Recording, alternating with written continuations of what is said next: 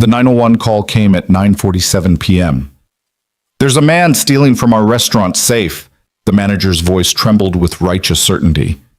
But what Tessa Monroe didn't know, what she couldn't have known, was that the exhausted man in the worn denim jacket wasn't a thief.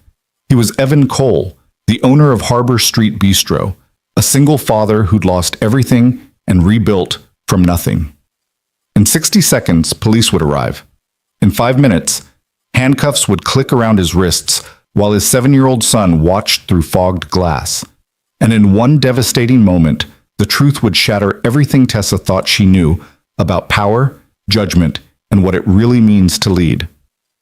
Stay with me until the end of this story, and comment what city you're watching from so I can see how far this journey travels. The kitchen of Harbor Street Bistro had always possessed a particular kind of music. The rhythmic clatter of pans against stainless steel, the hiss of oil meeting heat, the steady percussion of knife blades against worn cutting boards. But tonight, that familiar symphony had been replaced by something far more sinister, the crackling static of a police radio and the heavy silence of accusation. Tessa Monroe stood near the restaurant's back office, her smartphone still pressed against her ear, her free hand trembling slightly as she pointed toward the man by the industrial sink.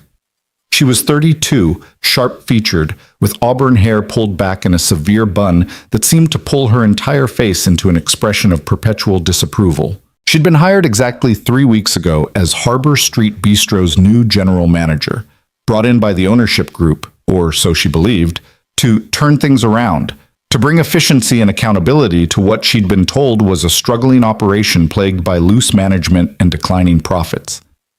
"Yes, officer, he's still here," Tessa said into her phone, her voice carrying that peculiar mixture of fear and vindication that comes when someone believes they've caught wrongdoing red-handed. "He was standing right by the open safe. I saw cash in his jacket pocket. No, he hasn't tried to run. Please hurry." The man she was reporting, Evan Cole, stood perfectly still beside the 3-compartment sink, his hands dripping soapy water onto the rubber mat beneath his feet. He was 38 but looked older, with the kind of exhaustion that had settled into the lines around his eyes and the set of his shoulders. His dark hair was flecked with premature gray, and his worn denim jacket hung open over a faded t-shirt that had once been black but had faded to charcoal through countless washings. His hands, Tessa had noted with satisfaction, were calloused and stained, the hands of someone who worked with them, someone who cleaned and scrubbed and did the jobs that people like her didn't have to think about. What Tessa didn't see, what she had trained herself not to see in her relentless pursuit of efficiency and order, was the way every other person in that kitchen had gone absolutely still. Not the stillness of guilt, but something else. Something closer to grief. Miguel, the sous chef who'd worked at Harbor Street for 6 years, had set down his knife so carefully that it didn't make a sound against the cutting board. His dark eyes fixed on Evan with an expression of such profound sadness that it would have told anyone paying attention that something was deeply, terribly wrong with this picture. Carolyn, the head waitress who'd been with the restaurant since it opened 9 years ago, stood frozen in the doorway between the kitchen and the dining room, one hand pressed over her mouth, her eyes brimming with tears she was desperately trying to hold back. Even young Marcus, the prep cook who'd only been there 8 months, understood enough to know that what was happening was a catastrophe. He'd moved to stand beside Miguel, his arms crossed over his chest, his jaw clenched tight. But Tessa saw none of this, or perhaps more accurately, she saw it and interpreted it through the lens of her own certainty. To her, their silence was complicity. Their grief was guilt. She'd read about this in her management textbooks, how employees would band together to protect one of their own, even when that person was clearly in the wrong. How the culture of a workplace could become so toxic that theft and dishonesty were normalized, protected, even celebrated. She'd been warned about this place after all. The corporate consultant who'd recommended her for the position had told her that Harbor Street Bistro was old-fashioned, that it operated on outdated models of loyalty over productivity, that the previous owner had let sentiment cloud business judgment. Her job, she'd been told, was to modernize, to create systems, to replace feelings with facts. And here, finally, was her proof. Here was the validation of everything she'd suspected in her first 3 weeks.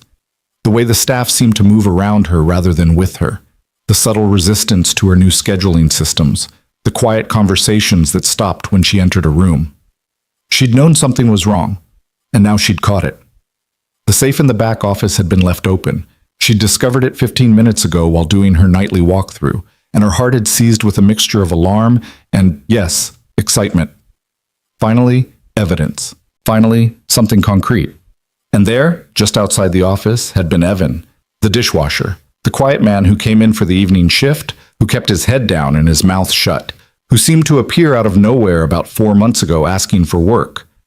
She'd noticed something in his jacket pocket as he'd turned. The corner of bills, cash, protruding just enough to be visible. Tessa hadn't hesitated. She'd confronted him immediately, her voice sharp and authoritative. "What were you doing near the office?" Evan had looked at her with those exhausted eyes and said simply, "Closing the safe." The safe that was already open? Tessa's voice had risen. "The safe that you just happened to be standing next to?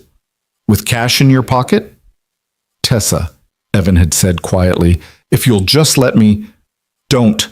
She'd held up one hand, her voice like ice.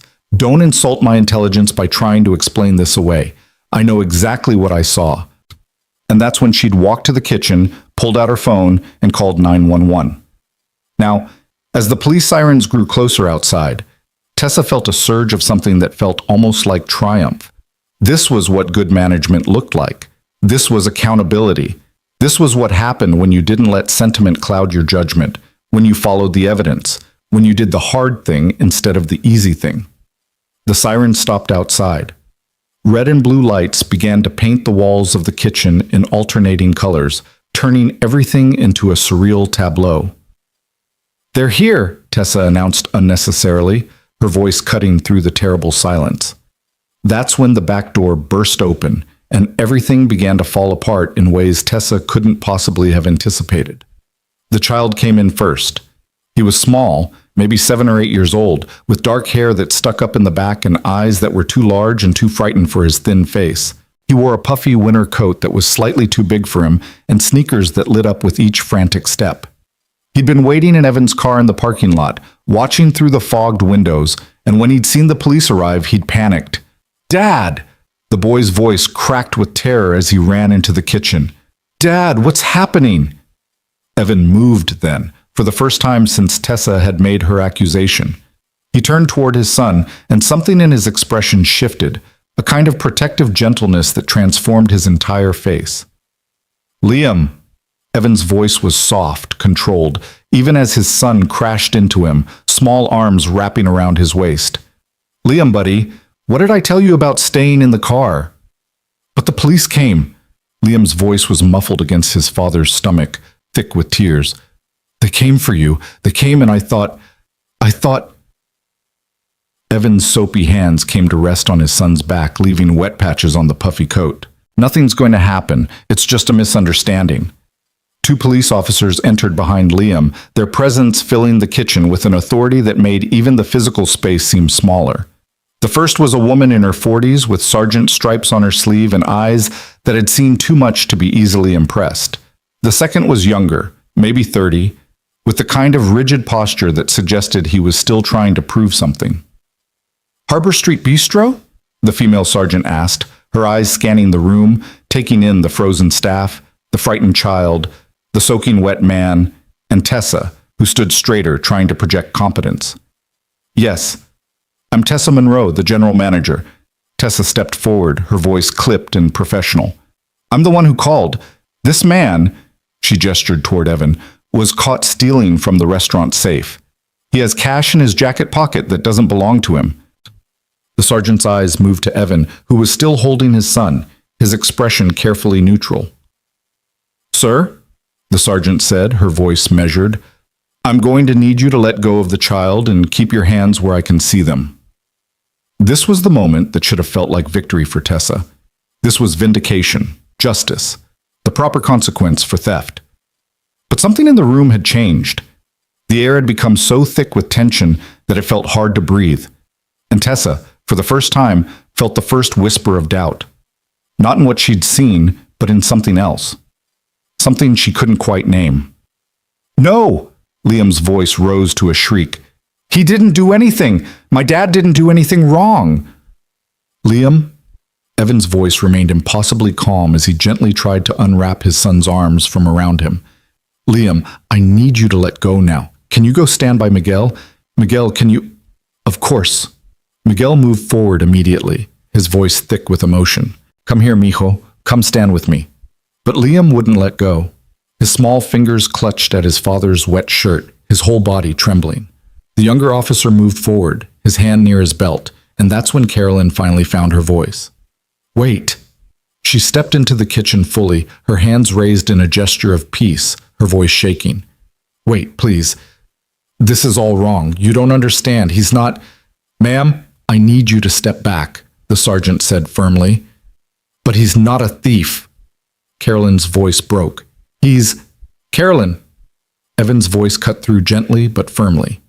Don't. The single word silenced her, and Tessa felt another flicker of something she didn't want to examine too closely. Why would the dishwasher be giving orders to the head waitress? Why would she listen?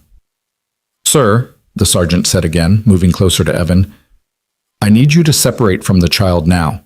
We just need to have a conversation, but I can't do that with you holding him. Evan looked down at his son, at Liam's tear-streaked face, and something passed between them, some silent communication that only fathers and sons understand. Then Evan did something that Tessa would remember for the rest of her life. He knelt down, lowering himself to Liam's eye level despite the police presence, despite the accusation, despite everything. Liam, he said softly, his hands coming to rest on his son's shoulders, remember what we talked about? About being brave? Liam nodded, hiccuping. I need you to be brave right now, okay? I need you to go with Miguel, and I need you to trust me that everything's going to be fine. But Dad, trust me. Evan's voice was so gentle, so full of love and certainty that even Tessa felt something shift in her chest. Have I ever broken a promise to you? Liam shook his head, tears streaming down his cheeks. Then trust me now. Go with Miguel. It took another moment, but finally Liam let go. Miguel immediately stepped forward and scooped the boy up, despite the fact that Liam was probably too old to be carried. He held him close, murmuring something in Spanish that Tessa couldn't understand but that seemed to calm the child slightly. Evan stood up slowly, his hands raised to shoulder height, his jacket falling open to reveal the pocket where Tessa had seen the cash. The bills were still visible, rolled up and protruding slightly. Sir, I'm going to need you to turn around and place your hands on the sink, the sergeant said, moving behind Evan. Evan complied without a word, his expression unchanging. Tessa watched as the younger officer approached Evan from the side, his hand reaching toward the pocket of Evan's jacket. This was it. This was the moment of proof. The officer withdrew the roll of bills and held it up. Approximately $200, he said to the sergeant. Sir, the sergeant addressed Evan while maintaining her position behind him. Where did you get this money? From the safe in the office, Evan said calmly. It's money I withdrew for my son's school field trip tomorrow. Tessa's voice cut across the kitchen like a blade. The safe he had no authorization to access. The safe that was left open because he'd just stolen from it. Is that true, sir? The sergeant asked Evan. Did you open the safe? Yes, Evan said simply. There it was. Confession. Tessa felt her spine straighten, her certainty returning. And do you have authorization to access the restaurant's safe? The sergeant continued. Evan was quiet for a moment, and in that pause, something strange happened.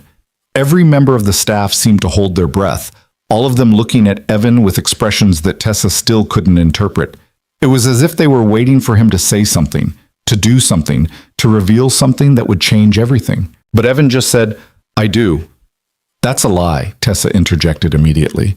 I'm the general manager, and I can tell you with absolute certainty that no dishwasher has authorization to access the restaurant's safe. That would be absurd. The sergeant turned to look at Tessa fully for the first time, and there was something in her expression, a kind of weariness, that Tessa didn't understand. Ma'am, do you have documentation showing who has authorization to access the safe? Tessa faltered for just a moment. I have a list of management personnel. Obviously, dishwashers aren't included. Could I see that list, please? Tessa felt the first real stirring of uncertainty. She hadn't actually looked at the safe authorization list. She'd been given it during her first week, along with approximately 50 other documents about operations, vendors, insurance policies, payroll procedures. She'd filed it away, assuming it was standard, assuming it contained exactly what she expected. "It's in my office," she said, her voice slightly less certain. "But I can tell you what's on it. Management only.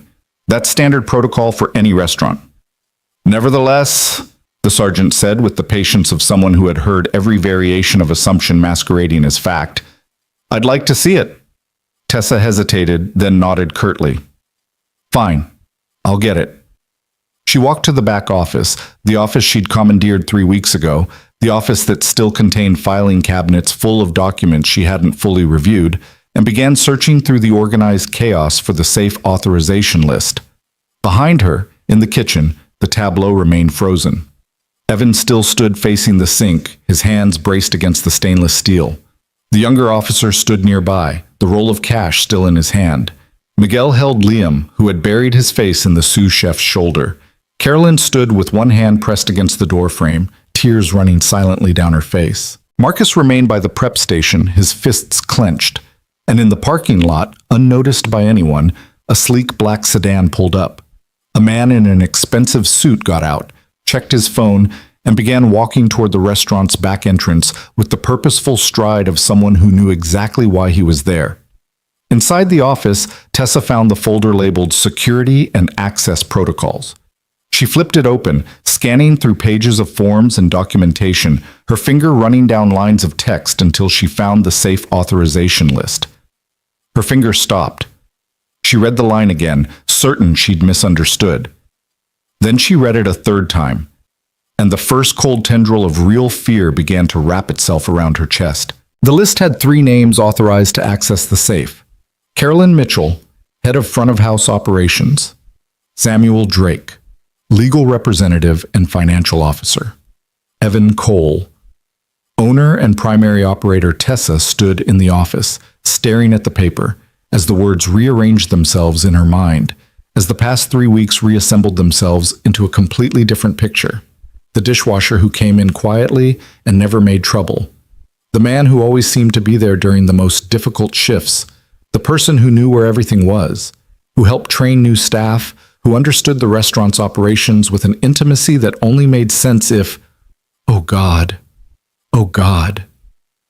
The paper slipped from Tessa's fingers and fluttered to the desk. She thought about her first day when she'd been shown around by Carolyn, who'd introduced her to everyone except, she'd realized later, the dishwasher, who'd been scrubbing pans in the back. She thought about how Carolyn had started to say something, had looked toward the dish pit, had opened her mouth and then closed it again. She thought about the staff meetings she'd held, where she'd outlined her new vision for the restaurant, her plans for modernization, her criticism of the outdated sentimental approach that had been holding Harbor Street Bistro back. She'd said those things while Evan had been in the back, washing dishes, saying nothing. She thought about last week, when she'd instituted a new rule about staff not taking food home, about how she'd lectured everyone about theft and accountability while Evan had stood in the corner, his hands in soapy water, his expression carefully blank. She thought about 2 days ago when she'd pulled Carolyn aside and told her that she was too emotionally involved with the staff, that she needed to maintain professional distance, that this isn't a family, it's a business. She'd said those words while Evan had been taking out the trash, moving past them without acknowledgement. He'd heard everything. He'd heard every criticism, every judgment, every dismissal of the culture he'd built, and he'd said nothing. Why? The question echoed in Tessa's mind as she stood in the office. His office, she realized with growing horror, staring at the paper on the desk. Why would he let her believe he was just a dishwasher? Why would he let her tear apart everything he'd built without saying a word? Why would he submit to her authority when he was the one who'd hired her in the first place? Or had he? Tessa's mind raced backward through her hiring process. She'd been contacted by a corporate consulting firm. They'd told her that the restaurant ownership had retained them to find new management. She'd interviewed with Samuel Drake, the man listed on the safe authorization as legal representative and financial officer. She'd never met the owner. She'd assumed she'd been told that the owner was largely absent, that the restaurant was essentially being run by a board, that her job was to step in and take control of day-to-day operations. She'd never asked who the owner was. She'd never thought to ask. Because who expects the owner to be washing dishes? Tessa picked up the paper with shaking hands and walked back to the kitchen. The scene hadn't changed, except now everyone was looking at her with expressions that had shifted from grief to something else, something that might have been pity. The sergeant turned as Tessa entered. "Did you find the authorization list?" Tessa couldn't speak. She simply held out the paper. The sergeant took it, read it, and then looked at Evan with an expression that confirmed what Tessa already knew. The younger officer read over his partner's shoulder, and Tessa watched his eyes widen. "Sir," the sergeant said to Evan, her voice completely different now. "Are you Evan Cole?" "Yes," Evan said quietly. "And you're the owner of this restaurant?" "Yes." The sergeant looked at the younger officer and nodded. The officer immediately stepped back from Evan, his hand moving away from his belt. "Mr. Cole," the sergeant said, "I apologize for the confusion. You're free to step away from the sink." Evan turned around slowly, lowering his hands. His expression hadn't changed. He still wore that mask of careful neutrality, but his eyes, when they finally settled on Tessa, contained something that made her want to disappear. Not anger. That would have been easier. It was disappointment. "I see you found the list," Evan said softly. Tessa's mouth opened, but no words came out. Her brain had short-circuited. Everything she'd been certain of had inverted. Every assumption had been revealed as catastrophically wrong. She'd called the police on the owner of the restaurant. She'd accused him of theft. She'd had him stand against a sink with his hands raised while his 7-year-old son watched in terror. She finally managed. Why didn't I tell you?" Evan's voice remained soft, but there was something underneath it now, something that might have been exhaustion or might have been the kind of sadness that comes from having your worst fears about humanity confirmed. "I told you I was closing the safe, Tessa. You didn't want to listen." "But you never said you were. You let me think." "I let you think what you chose to think," Evan said. "I let you see what you expected to see." The sergeant cleared her throat. "Mr. Cole, to clarify the situation, this money was withdrawn from your own safe for your own personal use?" "For my son's school field trip tomorrow," Evan confirmed. $200 for entry fees, lunch, and transportation. The permission slip is in my car if you need to verify." "That won't be necessary." The sergeant turned to Tessa, and now there was something else in her expression, something harder. "Ma'am, did you actually witness any theft occurring?" I saw him near the safe and the cash." "Did you see him take anything from the safe?" "No, but did he attempt to leave the premises with the money?" "No, he was still here, but did he resist when you confronted him?"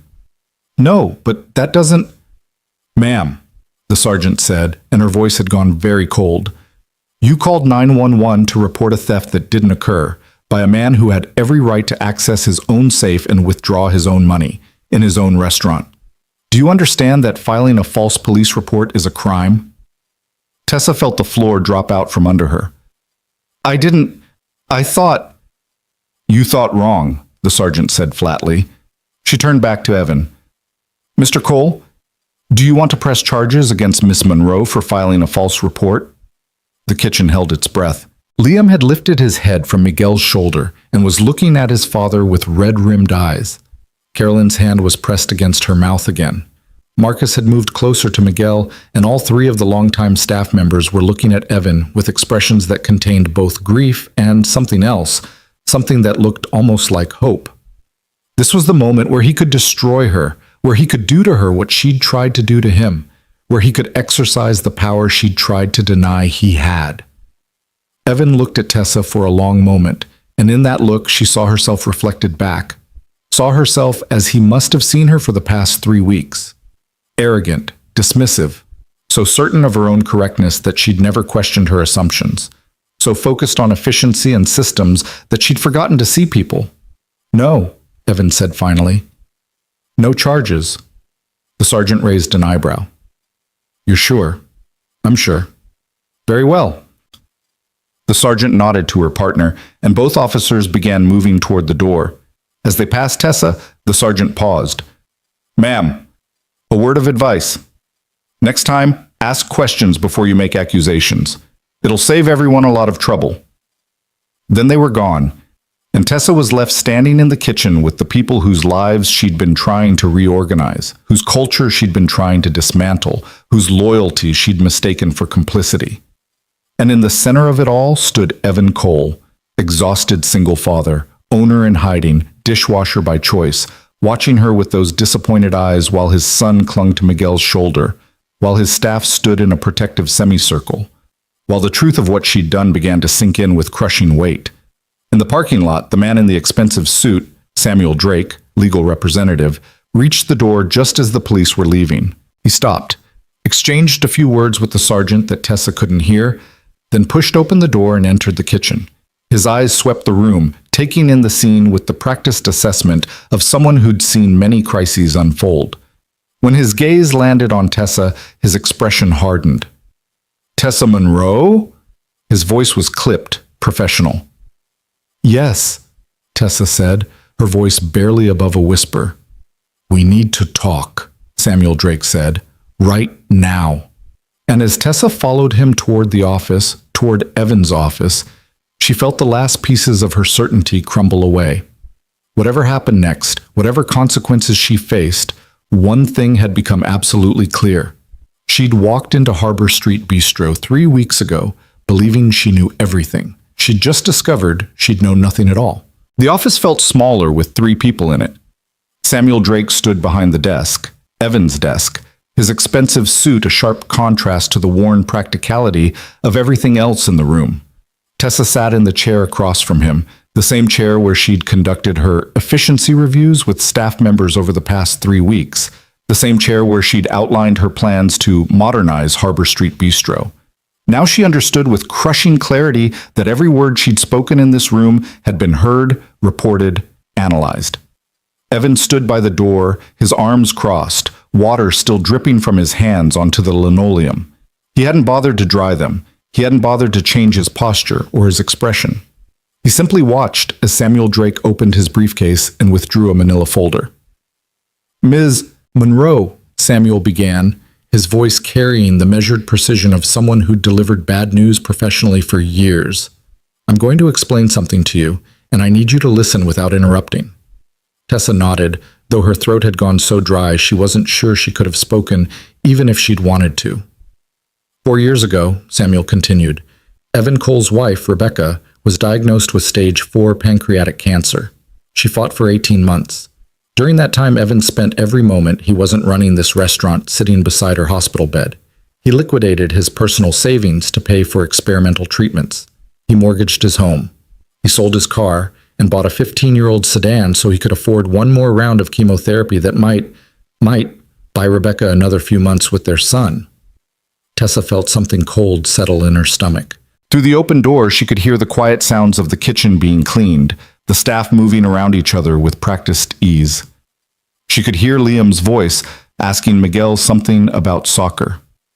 Rebecca died 2 years and 7 months ago, Samuel said, his voice softening slightly. She died at 3 a.m. in their bedroom because she'd wanted to be home at the end, not in a hospital. Evan was holding her hand. Liam was asleep in the next room. And when the hospice nurse finally left at dawn, Evan sat on the edge of his bed and realized he had approximately 48 hours before the hospital bills, the mortgage company, and every other creditor came calling. Samuel paused, looking at Evan, who hadn't moved from his position by the door. His face remained impassive, but something in his eyes had gone distant, traveling backward to a grief that Tessa couldn't begin to imagine. The restaurant was the only asset he had left, Samuel continued. So Evan made a decision. He transferred ownership to a family trust, brought me on as the legal representative, and restructured the business to protect it from his personal debts. Then he did something that most people in his position wouldn't have done. Instead of declaring bankruptcy and walking away, he started paying back every cent he owed. Tessa's voice emerged as barely a whisper. How? By working, Evan said from the doorway, speaking for the first time since they'd entered the office. His voice was quiet but steady. I stepped away from active management and took on hourly work, dishwashing, prep cooking, whatever was needed. The business kept running with Carolyn handling front of house and Miguel managing the kitchen. I worked 70, 80 hours a week between here and 2 other restaurant jobs. Every penny I didn't need for rent and food for Liam went to paying down the debt. For 2 years, Samuel added, Evan worked like this. No one outside the core staff knew who he was. New employees assumed he was just another worker. Vendors dealt with Carolyn or Miguel. The business stabilized, the debts got paid, and Harbor Street survived.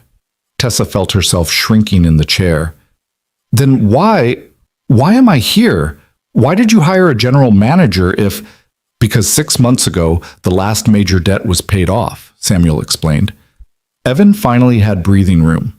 He could have stepped back into active management, taken his position as owner, but he'd noticed something during those 2 years of working anonymously.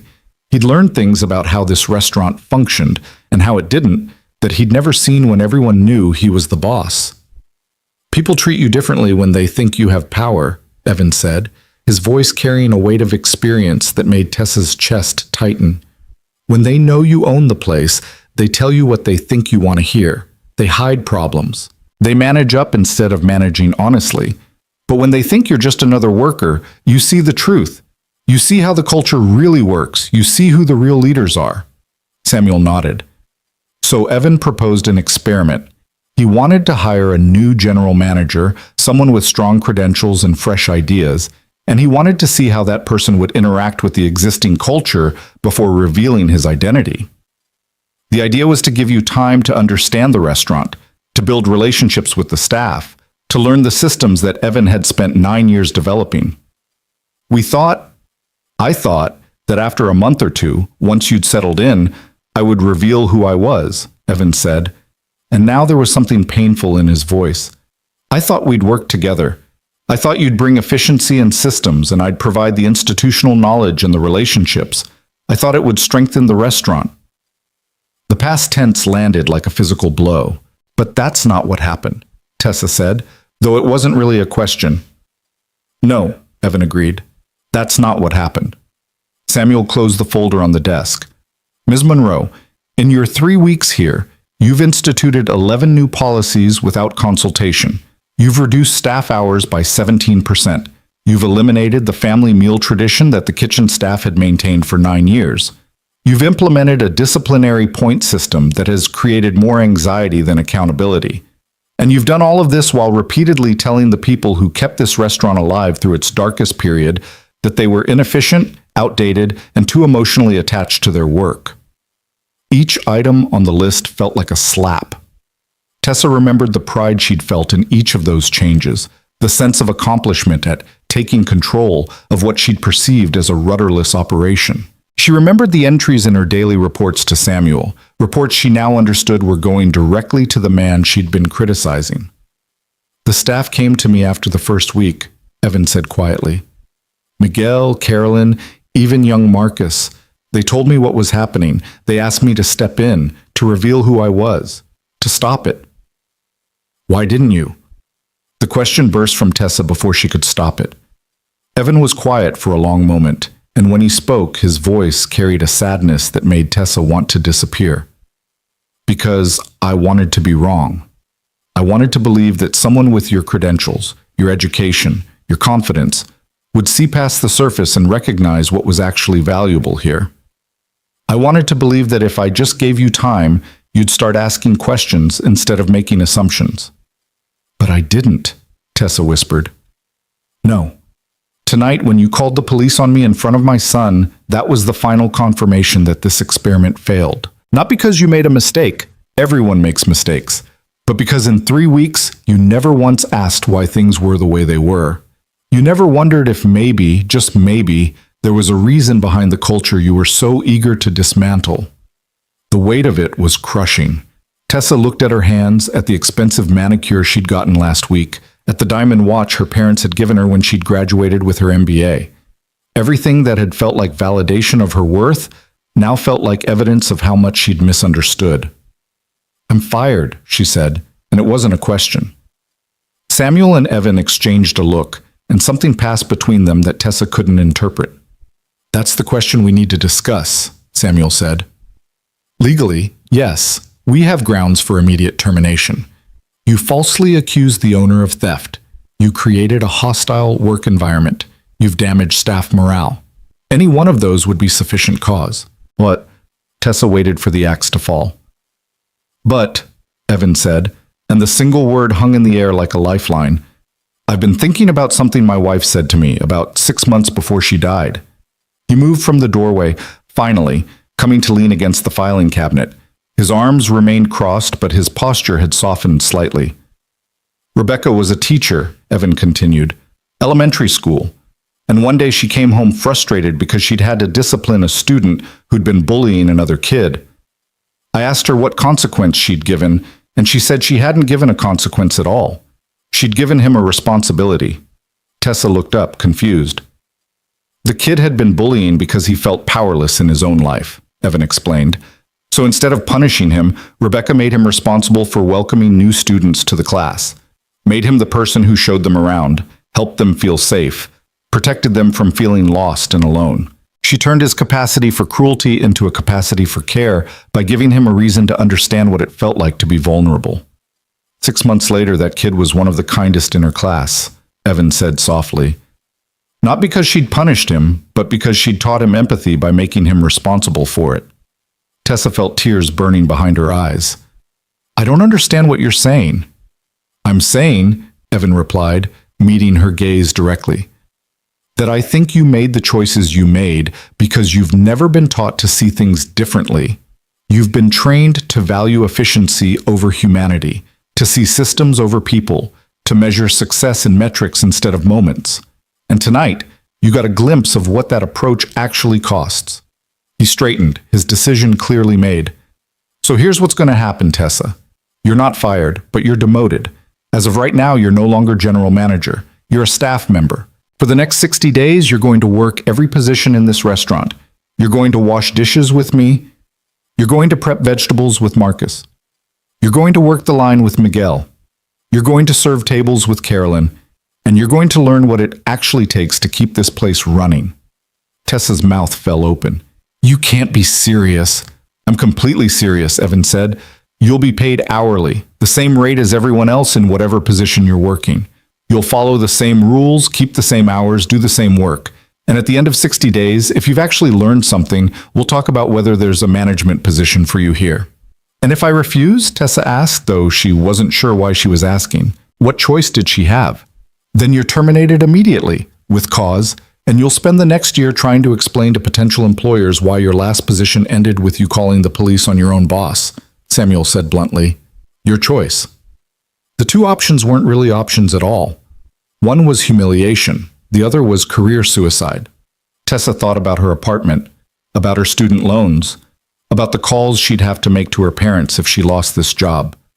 She thought about starting over, about the gap in her resume, about the reference she definitely wouldn't get. When do I start? She asked, her voice hollow. Tomorrow morning, Evan said.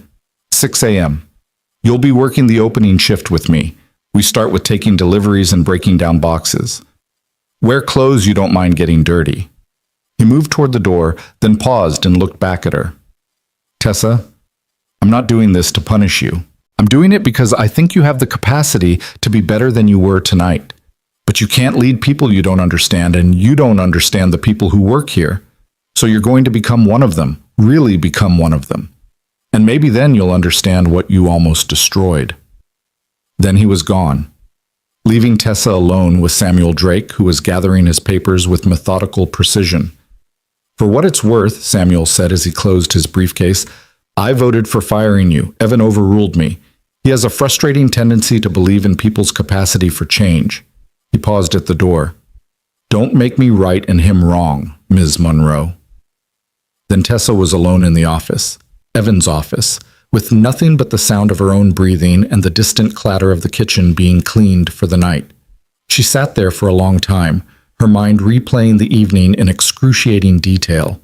The certainty she'd felt when she'd called 911, the satisfaction of catching wrongdoing, the vindication of being right. Except she hadn't been right. She'd been catastrophically wrong. And worse than being wrong was the realization of why she'd been wrong. She hadn't asked questions. She hadn't sought context. She'd seen exactly what she'd expected to see because she'd already decided what story she was walking into.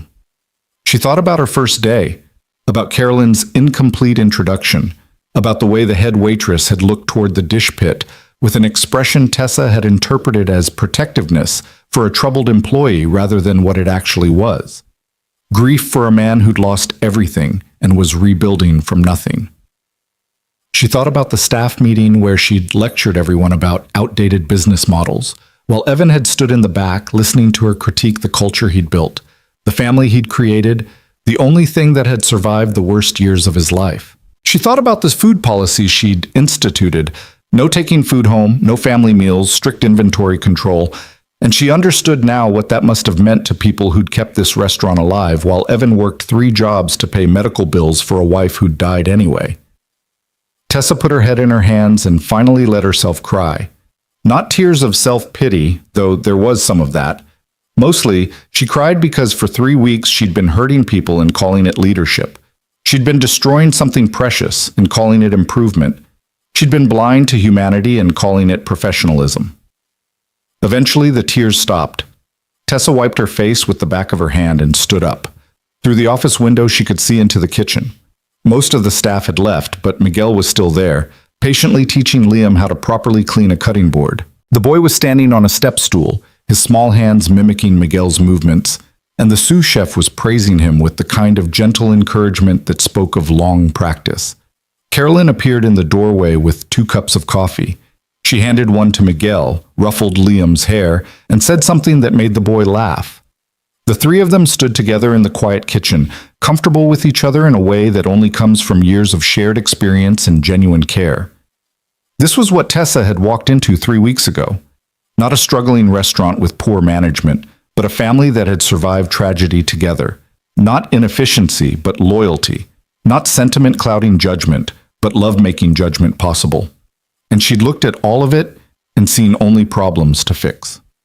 Tessa left the office and walked through the kitchen. Miguel looked up as she passed, his expression neutral but not hostile. Liam peered at her with curiosity, probably wondering who the lady was who'd gotten his dad in trouble.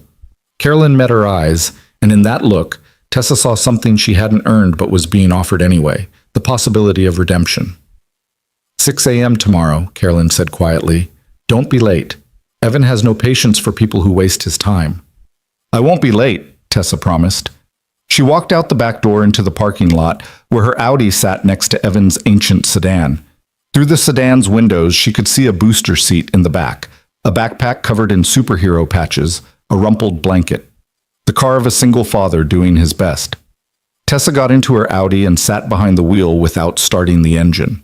Her phone buzzed with text messages from friends asking about dinner plans, about weekend trips, about trivial things that belonged to a version of herself that now felt impossibly distant. She'd come to Harbor Street Bistro 3 weeks ago believing she was going to save a struggling restaurant.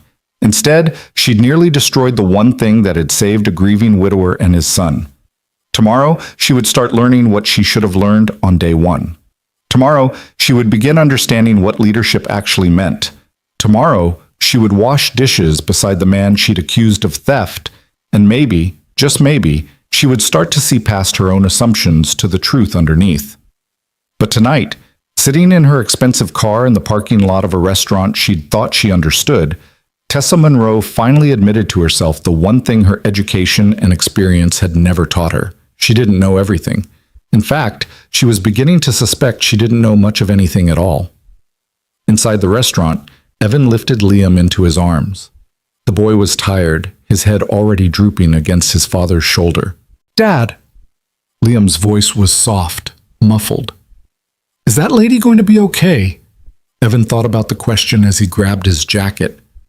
The jacket where Tessa had seen money and assumed theft, where the truth was permission slips and field trip fees and the small pieces of normalcy he was trying to give his son, despite everything they'd lost. "I don't know, buddy," Evan said honestly, "but I'm going to give her the chance to try." "Like Mama would have?" Liam asked. Evan felt his throat tighten.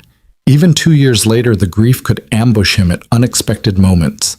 His son's casual invocation of Rebecca's name, the easy assumption that she would have done exactly what Evan was doing, the simple faith that his father's choices reflected his mother's values.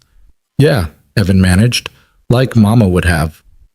They walked out together into the parking lot. Evan buckled Liam into the booster seat, tucked the blanket around him, and kissed his forehead. By the time he got into the driver's seat, Liam was already asleep, his small chest rising and falling with the perfect peace of childhood. Evan started the car and pulled out of the parking lot, passing Tessa's Audi on the way. He could see her silhouette behind the wheel, motionless, and he wondered what she was thinking, whether she understood yet what she'd stumbled into, whether she had any idea what the next 60 days would actually require of her.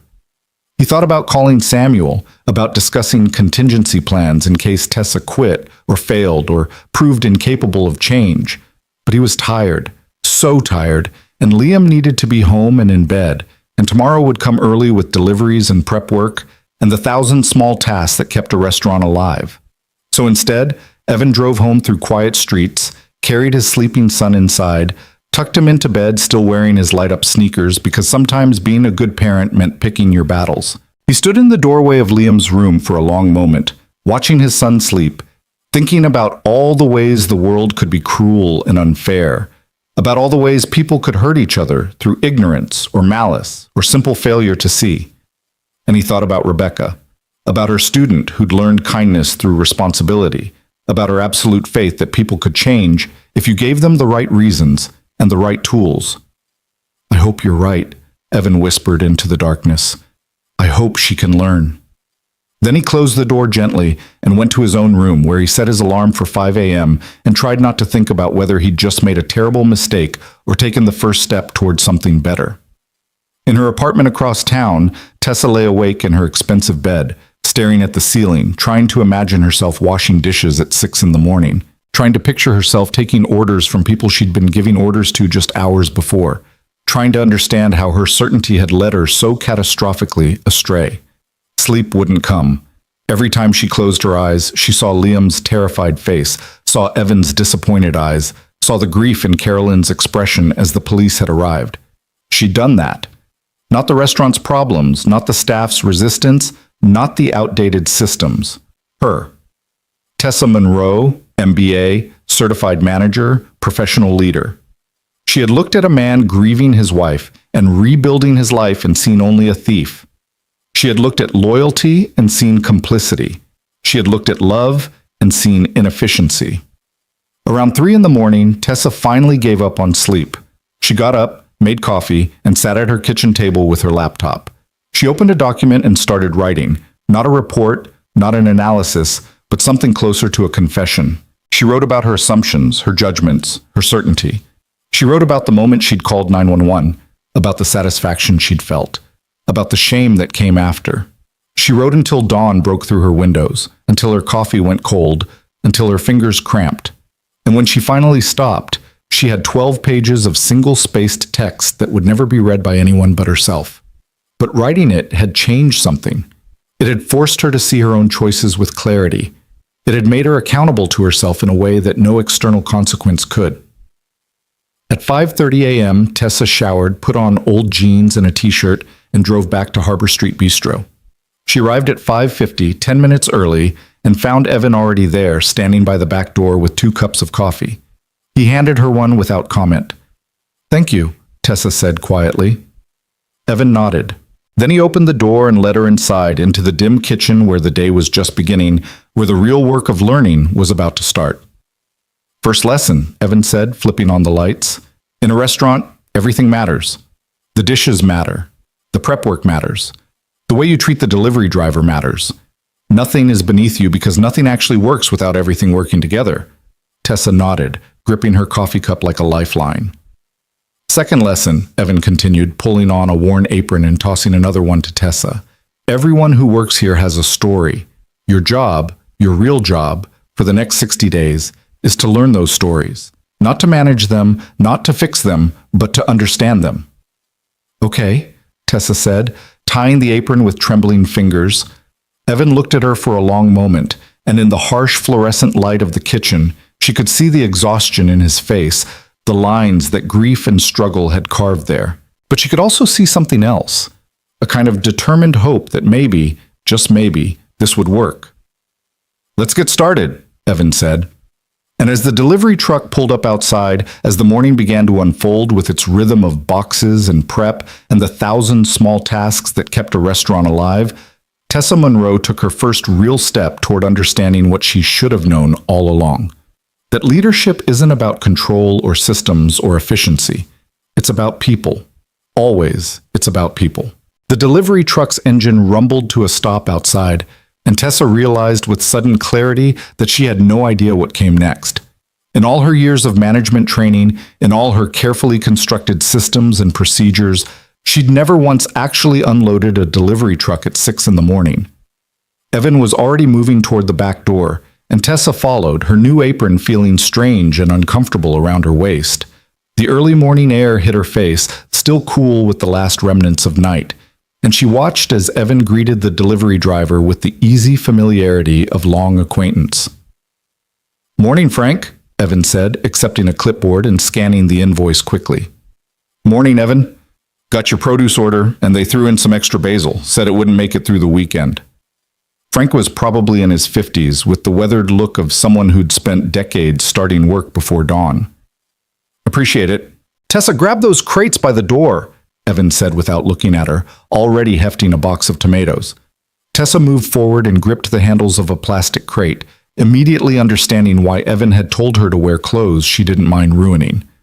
The crate was heavier than it looked, packed with heads of lettuce still wet from their morning washing, and water sloshed over the sides as she lifted it.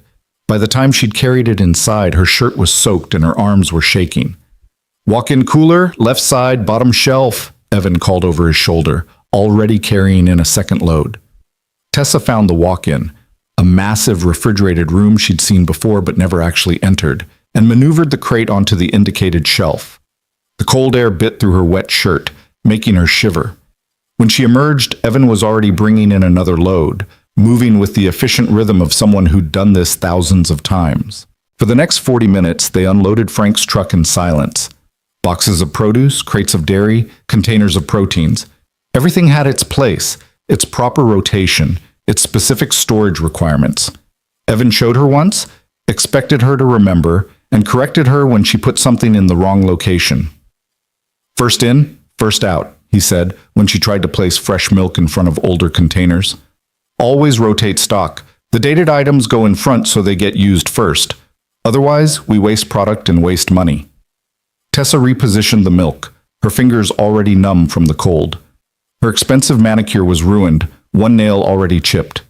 Her back ached from bending and lifting, and it was only 6:30 in the morning. When Frank's truck finally pulled away, Evan led Tessa back inside to the dry storage area and handed her a box cutter. "Now we break down the boxes and organize the supplies. Coffee filters here, napkins there, to-go containers on that shelf." "Why do you do this yourself?" The question emerged before Tessa could stop it. "You're the owner, couldn't you?" "Could I what? Delegate it? Pay someone else to show up at 6 a.m. so I don't have to?" Evan's voice wasn't harsh, but it was firm. "Tessa, the first lesson you need to learn is that there's no such thing as work that's beneath you. The moment you start thinking some tasks are below your dignity is the moment you stop understanding what actually keeps this place running." He sliced open a box of paper towels with practiced efficiency. "Besides, I like the quiet of the morning. I like knowing exactly what comes in, what condition it's in, what we have to work with. It's one less thing that can go wrong." They worked in silence for a while, the only sounds the slice of box cutters through cardboard and the rustle of supplies being stocked. Tessa's hands developed blisters where the cardboard edges rubbed against unfamiliar skin. She'd never realized how much physical labor went into running a restaurant before the customers even arrived. Around 7:15, the back door opened again and Miguel arrived, his eyes registering surprise when he saw Tessa in an apron surrounded by flattened cardboard boxes. "Morning, Jefe," Miguel said to Evan, then nodded cautiously at Tessa. "Morning." "Morning, Miguel. Tessa's working the opening shift today. She'll be rotating through all the positions for the next couple months." Miguel's expression remained carefully neutral, but Tessa could see the questions in his eyes. The last time he'd seen her, she'd been calling the police on his boss. Now she was breaking down delivery boxes like any other staff member. The cognitive dissonance must have been staggering. Okay, Miguel said simply. He moved to the kitchen and began his own morning routine, checking the line, reviewing prep lists, starting the process of transforming ingredients into the day's menu. Marcus arrived at 7:30, his eyes widening when he saw Tessa. "Oh, hey." "Hey," Tessa replied, feeling the weight of his uncertainty. She wanted to apologize, to explain, but Evan was already assigning tasks. "Marcus, you're on vegetable prep. Tessa, you're helping him. Miguel will show you both what needs to be done for lunch service." And just like that, Tessa found herself at a stainless steel prep table with a cutting board, a knife, and 20 pounds of onions that needed to be diced. Marcus worked beside her, his movements quick and efficient, his knife creating a rhythmic sound against the cutting board that Tessa couldn't begin to match. "Like this," Marcus said after watching her struggle for a few minutes. He demonstrated the proper way to hold the knife, the rocking motion that made cutting efficient, the technique for keeping her fingers tucked safely away from the blade. You want to let the knife do the work. Don't saw at it. Tessa tried to mimic his movements, but her cuts were uneven and slow. Within minutes, her eyes were streaming from the onion fumes, and she had to stop to wipe them with her sleeve, which only made it worse. "Don't touch your face," Marcus said, handing her a clean towel. "Makes it worse. Just power through. Your eyes adjust after a while." "How long have you worked here?" Tessa asked, trying to focus through the burning in her eyes. 8 months, Marcus replied, starting on his third onion while Tessa was still struggling through her first. "I was working at a chain restaurant across town. Hated it. One of my friends told me Harbor Street was hiring, said it was different here, said the owner actually gave a shit about the staff." The words landed with quiet accusation, though Marcus's tone remained neutral. "He applied the same day I did," Marcus continued. "We both got hired, but my friend quit after 2 weeks, said it was too much work, too many expectations. I stayed because I realized the expectations weren't about working harder. They were about working better, about caring about what you were doing." He glanced at Tessa, and she could see him weighing whether to say more. "Evan never told me he was the owner. I found out about 3 months in when I overheard Carolyn talking about the anniversary of Rebecca's death. I was angry at first, felt like he'd been lying to me. But then I understood why he did it." "Why?" Tessa asked, genuinely curious. "Because he wanted to know if I was the kind of person who would work hard and show respect regardless of who was watching. He wanted to know if I'd take pride in my work because it mattered to me, not because the boss was around." Marcus finished another onion and reached for the next. "That's what this place is about. Not systems or efficiency or metrics. It's about whether you actually care." The implicit criticism was clear. Tessa had spent 3 weeks implementing systems and metrics while failing to understand the one thing that actually mattered. She bent over her cutting board, her tears now coming from more than just the onions, and tried to work faster. By 8 o'clock, her hands were cramping and she'd only finished 4 onions. Marcus had finished 15 and moved on to dicing peppers.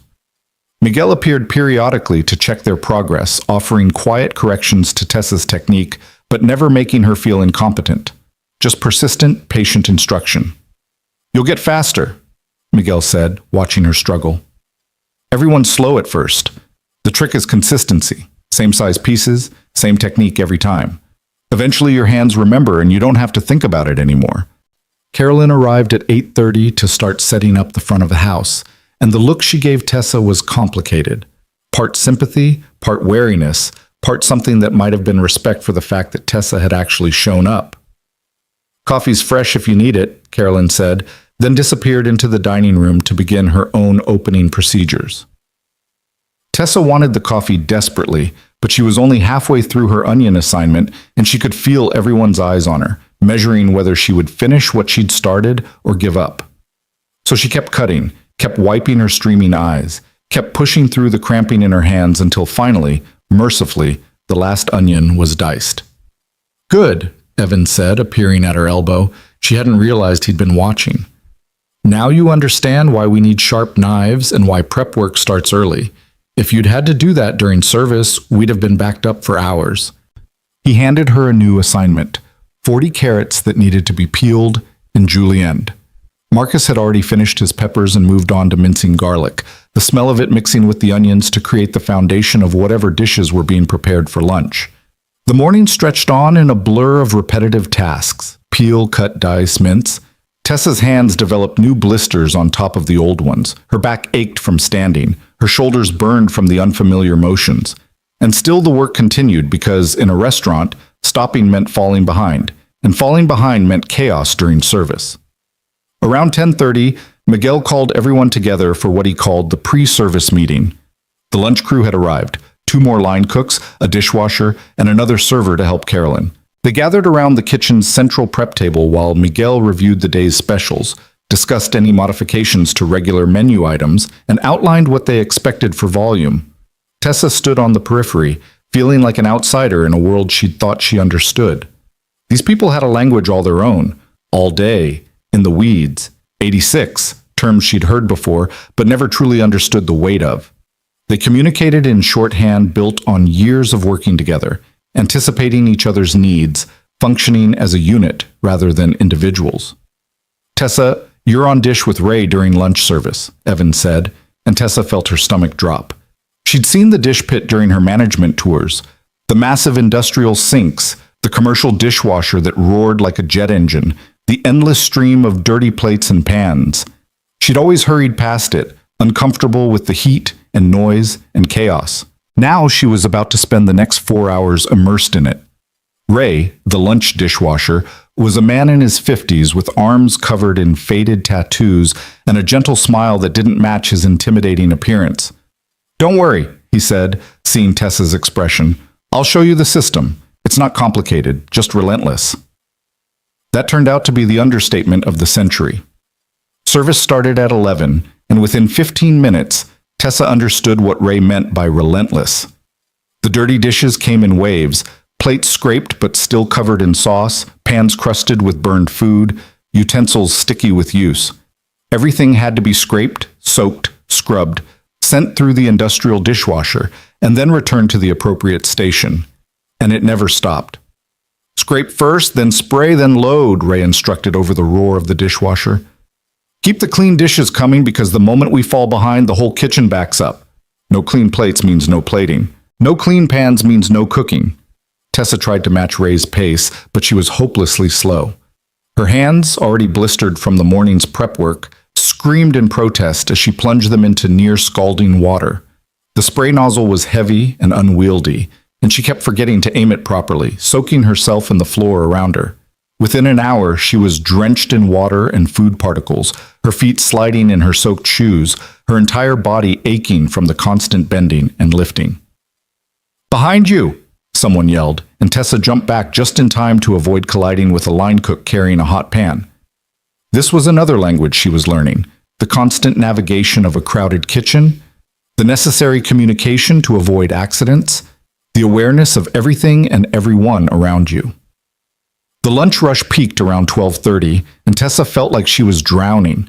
The dirty dishes piled up faster than she could process them. Ray worked with mechanical efficiency beside her, never rushing but never stopping, maintaining a steady rhythm that kept the clean dishes flowing even as the dirty ones multiplied. "You're thinking too much," Ray said during a brief lull. "Your body needs to remember the pattern. Scrape, spray, load, start the machine, empty the machine, return the clean dishes, over and over. Stop thinking about it, and just do it."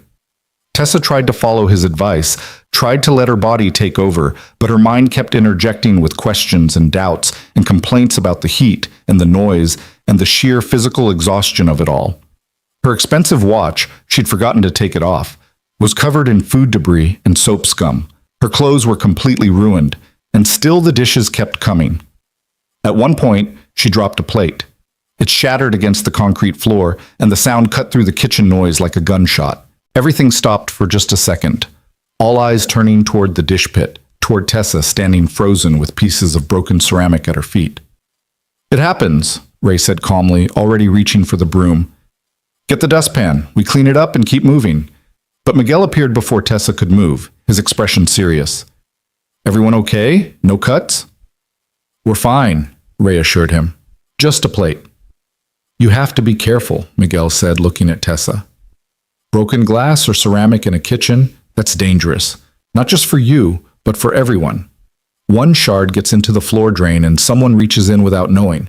That's an emergency room visit. The weight of responsibility settled on Tessa's shoulders.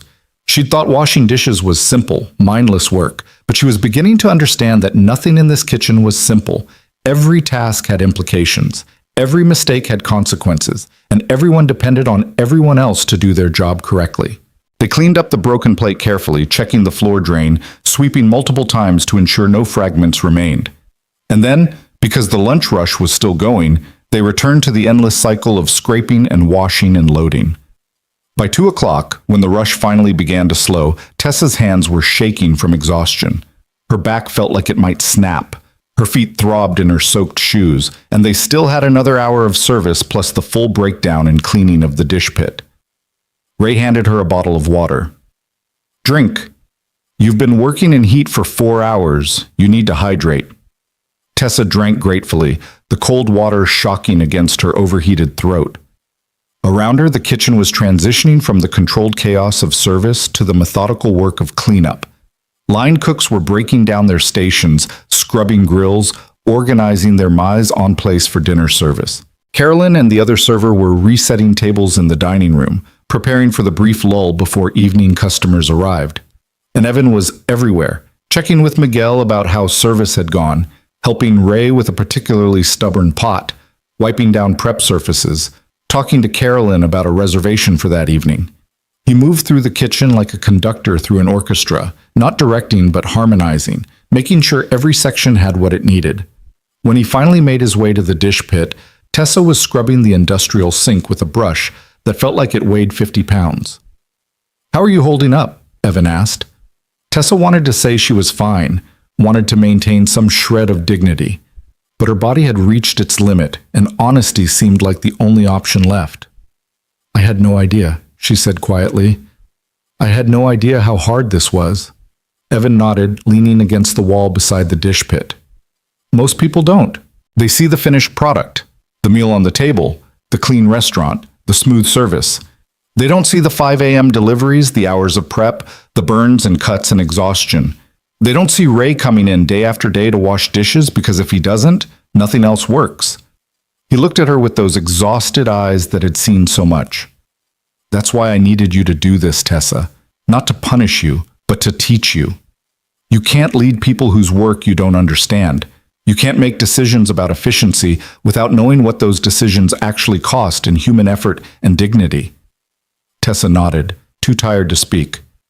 "Go home," Evan said. "Ray can finish the breakdown. Come back tomorrow at 6 a.m. We'll do it again." "But I haven't finished." "You've done enough for your first day. Tomorrow will be harder because your body will be sore and your hands will hurt worse and you'll be tempted to quit. Don't quit. Show up. That's the only real requirement. Just show up and try." Tessa untied her soaking apron with clumsy fingers. Her hands were red and wrinkled from the water, the blisters open and weeping. She couldn't remember ever being this physically exhausted in her entire life. As she walked toward the back door, Marcus looked up from where he was organizing the walk-in cooler. Their eyes met, and something passed between them. Not forgiveness exactly, but perhaps the first small seed of understanding. "See you tomorrow?" Marcus asked. "Yeah," Tessa replied. "See you tomorrow." She made it to her car before the full weight of the day hit her. Every muscle in her body was screaming. Her hands could barely grip the steering wheel. Her clothes were ruined beyond saving, reeking of dish soap and food waste and sweat. This was one day. One single day of the work that people like Ray and Marcus and Miguel did every single day, often for wages that barely covered their bills. Tessa drove home in a daze, her mind replaying the countless small moments of the morning and afternoon. The weight of the delivery crates, the burning of her eyes from the onions, the endless cascade of dirty dishes, the broken plate, and Miguel's quiet reminder of how one small mistake could have serious consequences. The language of the kitchen that she was only beginning to understand. The shorthand communication, the practiced coordination, the mutual dependence that made everything work. She thought about her management textbooks, her MBA courses, her carefully constructed theories about efficiency and productivity. None of them had prepared her for the reality of standing at a dish sink for 4 hours, muscles screaming, while the lunch rush pounded the kitchen into controlled chaos. None of them had explained that leadership wasn't about systems or metrics. It was about understanding the human cost of every decision. When she finally reached her apartment, Tessa stood under the shower for 20 minutes, watching the water run brown with the residue of the day's work. Her hands stung when the water hit the open blisters. Her back had a knot between her shoulder blades that felt permanent. Her feet were swollen from standing on concrete for 8 hours. And tomorrow, she would do it all again. Tessa dried off carefully, bandaged her worst blisters, and collapsed into bed even though it was only 3 in the afternoon. Sleep came immediately, deep and dreamless, her body demanding the rest it had earned. She woke at midnight, disoriented, her body stiff and protesting even the simple act of rolling over. In the darkness of her bedroom, Tessa finally allowed herself to fully confront what she'd done. Not just the false accusation and the police call, though those were bad enough, but the 3 weeks of casual cruelty that had preceded them. The dismissal of people's work, the elimination of traditions that had held a grieving community together, the certainty that she knew better than people who'd been keeping the restaurant alive while she was still in graduate school. She thought about Ray, who'd washed dishes with patient expertise while she'd struggled and fumbled. She thought about Marcus, who'd taught her how to hold a knife after she'd spent 3 weeks telling him his work wasn't efficient enough. She thought about Miguel, who checked on her after the broken plate not with anger but with concern for everyone's safety. She thought about Carolyn, who'd offered her coffee even though Tessa had called the police on the man Carolyn had protected for years. These weren't inefficient workers who needed better management. They were skilled professionals who'd been doing exceptional work despite having someone actively undermining their efforts. Tessa got up, padded to her kitchen, and made tea with hands that shook from more than just exhaustion. She sat at her table in the darkness and faced the most uncomfortable truth of all. She'd become exactly what she'd always claimed to despise. She'd become the kind of leader who confused authority with knowledge, who mistook compliance for respect, who thought control was the same thing as competence. And it had taken being handcuffed in front of a 7-year-old boy to shatter that delusion. Her phone buzzed on the counter, a text from her mother. "Haven't heard from you in a few days. Everything okay with the new job?" Tessa stared at the message for a long time. What could she possibly say? That she'd spectacularly failed at everything she thought she was good at? That she'd called the police on her own boss? That she'd spent the day washing dishes and learning that everything she'd believed about leadership was fundamentally wrong? She typed back, "Job's going through some changes. I'll call you this weekend." It was cowardly and evasive, but it was all she could manage. Tessa returned to bed, but sleep wouldn't come again. Her mind kept circling back to the kitchen, to the rhythm of the work, to the way everyone moved together with practiced coordination. She thought about Evan, who owned the restaurant but showed up at 6 a.m. to unload trucks, who'd lost his wife and nearly lost everything else, but had chosen to rebuild by returning to the most basic work, not because he had to, but because he wanted to understand what was really happening in his own business. What had he seen during those 2 years of working anonymously? What had he learned about his staff, his systems, his culture? And what had he seen in Tessa that made him believe she was worth teaching rather than simply firing? The questions gnawed at her as the night slowly gave way to dawn. When her alarm went off at 5 a.m., Tessa's body screamed in protest. Every movement hurt. Her hands were so swollen she could barely make a fist. The simple act of getting dressed required multiple rest breaks. But she got up. She put on her ruined clothes from yesterday because they were already destroyed, so there was no point in ruining another outfit.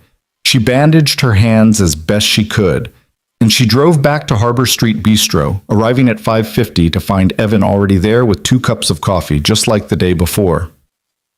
"How do you feel?" Evan asked, handing her the coffee. "Like I got hit by a truck," Tessa said honestly. Evan's expression softened slightly. "It gets easier. Your body adjusts. The first week is the hardest." "First week?" Tessa couldn't keep the dismay from her voice. "Tessa, you're going to be here for 60 days, rotating through every position. That means you're going to wash dishes, prep vegetables, work the line, serve tables, and eventually help with ordering and inventory. Each position for long enough that you actually understand it, not just observe it." He paused, taking a sip of his own coffee. Today, you're back on prep with Marcus. Tomorrow, you'll start learning the line. Every day builds on the one before. The delivery truck arrived, and the cycle began again. Crates and boxes, rotation and storage, breaking down cardboard and stocking shelves. Tessa's bandaged hands made everything harder, but she pushed through, determined not to show weakness. Marcus greeted her with a nod when she joined him at the prep station. Today's assignment was butternut squash, 20 of them that needed to be peeled, seeded, and diced. The work was even harder than the onions had been, the squash tough and resistant, her sore hands struggling with the peeler. "You came back," Marcus said after they'd worked in silence for a while. "Yeah," Tessa replied, wrestling with a particularly stubborn squash. "Honestly, I bet Miguel $5 you'd quit after day one." Tessa looked up, startled. Marcus shrugged. "Nothing personal. It's just people who've never done this kind of work. They usually don't last. They think they can, but when their body starts hurting and they realize how hard it actually is, they find reasons to leave." "What made you take that bet?" "Because Miguel said something about Evan believing in second chances. Said if Evan thought you could learn, maybe you actually could." Marcus returned to his work, his knife moving efficiently through the squash. "I hope he's right. This place deserves better than what you were doing to it." The words stung, but Tessa couldn't argue with them. "I'm sorry," she said quietly. "For what I did. For all of it." Marcus didn't respond immediately, just kept working. Finally, he said, "Don't apologize to me. Apologize by showing up and doing the work. Apologize by learning what you should have learned 3 weeks ago. Words don't mean anything in a kitchen, only actions do." So Tessa worked. She peeled and diced squash until her hands cramped. She followed Marcus's patient instructions on technique. She kept showing up to the prep station even when every part of her body was begging her to stop. And slowly, incrementally, she began to understand what Marcus had meant about actions mattering more than words. The kitchen had its own justice system, its own way of measuring worth, and that measurement had nothing to do with titles or credentials or the right thing said in the right tone. It was purely about whether you showed up, whether you did your part, whether you could be counted on when things got hard. Tessa was beginning to realize she'd never been tested that way before. She'd spent her entire career in environments where her credentials spoke for her, where her education opened doors, where her confidence was mistaken for competence. But here, in this kitchen, none of that mattered.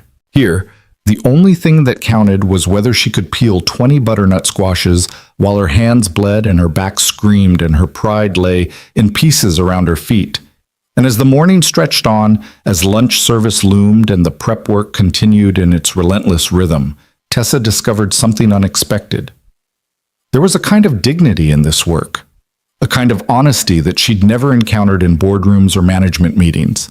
When you washed dishes or diced vegetables or unloaded delivery trucks, there was no pretense, no performance, no hiding behind jargon or credentials. There was only the work itself, and whether you could do it. By the end of the first week, Tessa's body had adapted in ways she hadn't thought possible. The blisters on her hands had hardened into calluses. Her back had stopped screaming with every movement and settled into a dull, persistent ache. Her arms no longer trembled when she lifted the delivery crates, though they still burned with effort. She'd learned to move through the kitchen without constantly colliding with people, had internalized the rhythm of behind you and hot pan and corner that kept everyone safe in the confined space. But the physical adaptation was only part of what was changing. Something deeper was shifting in the way Tessa understood the world around her. On her 8th day, Evan moved her from prep work to the line during dinner service.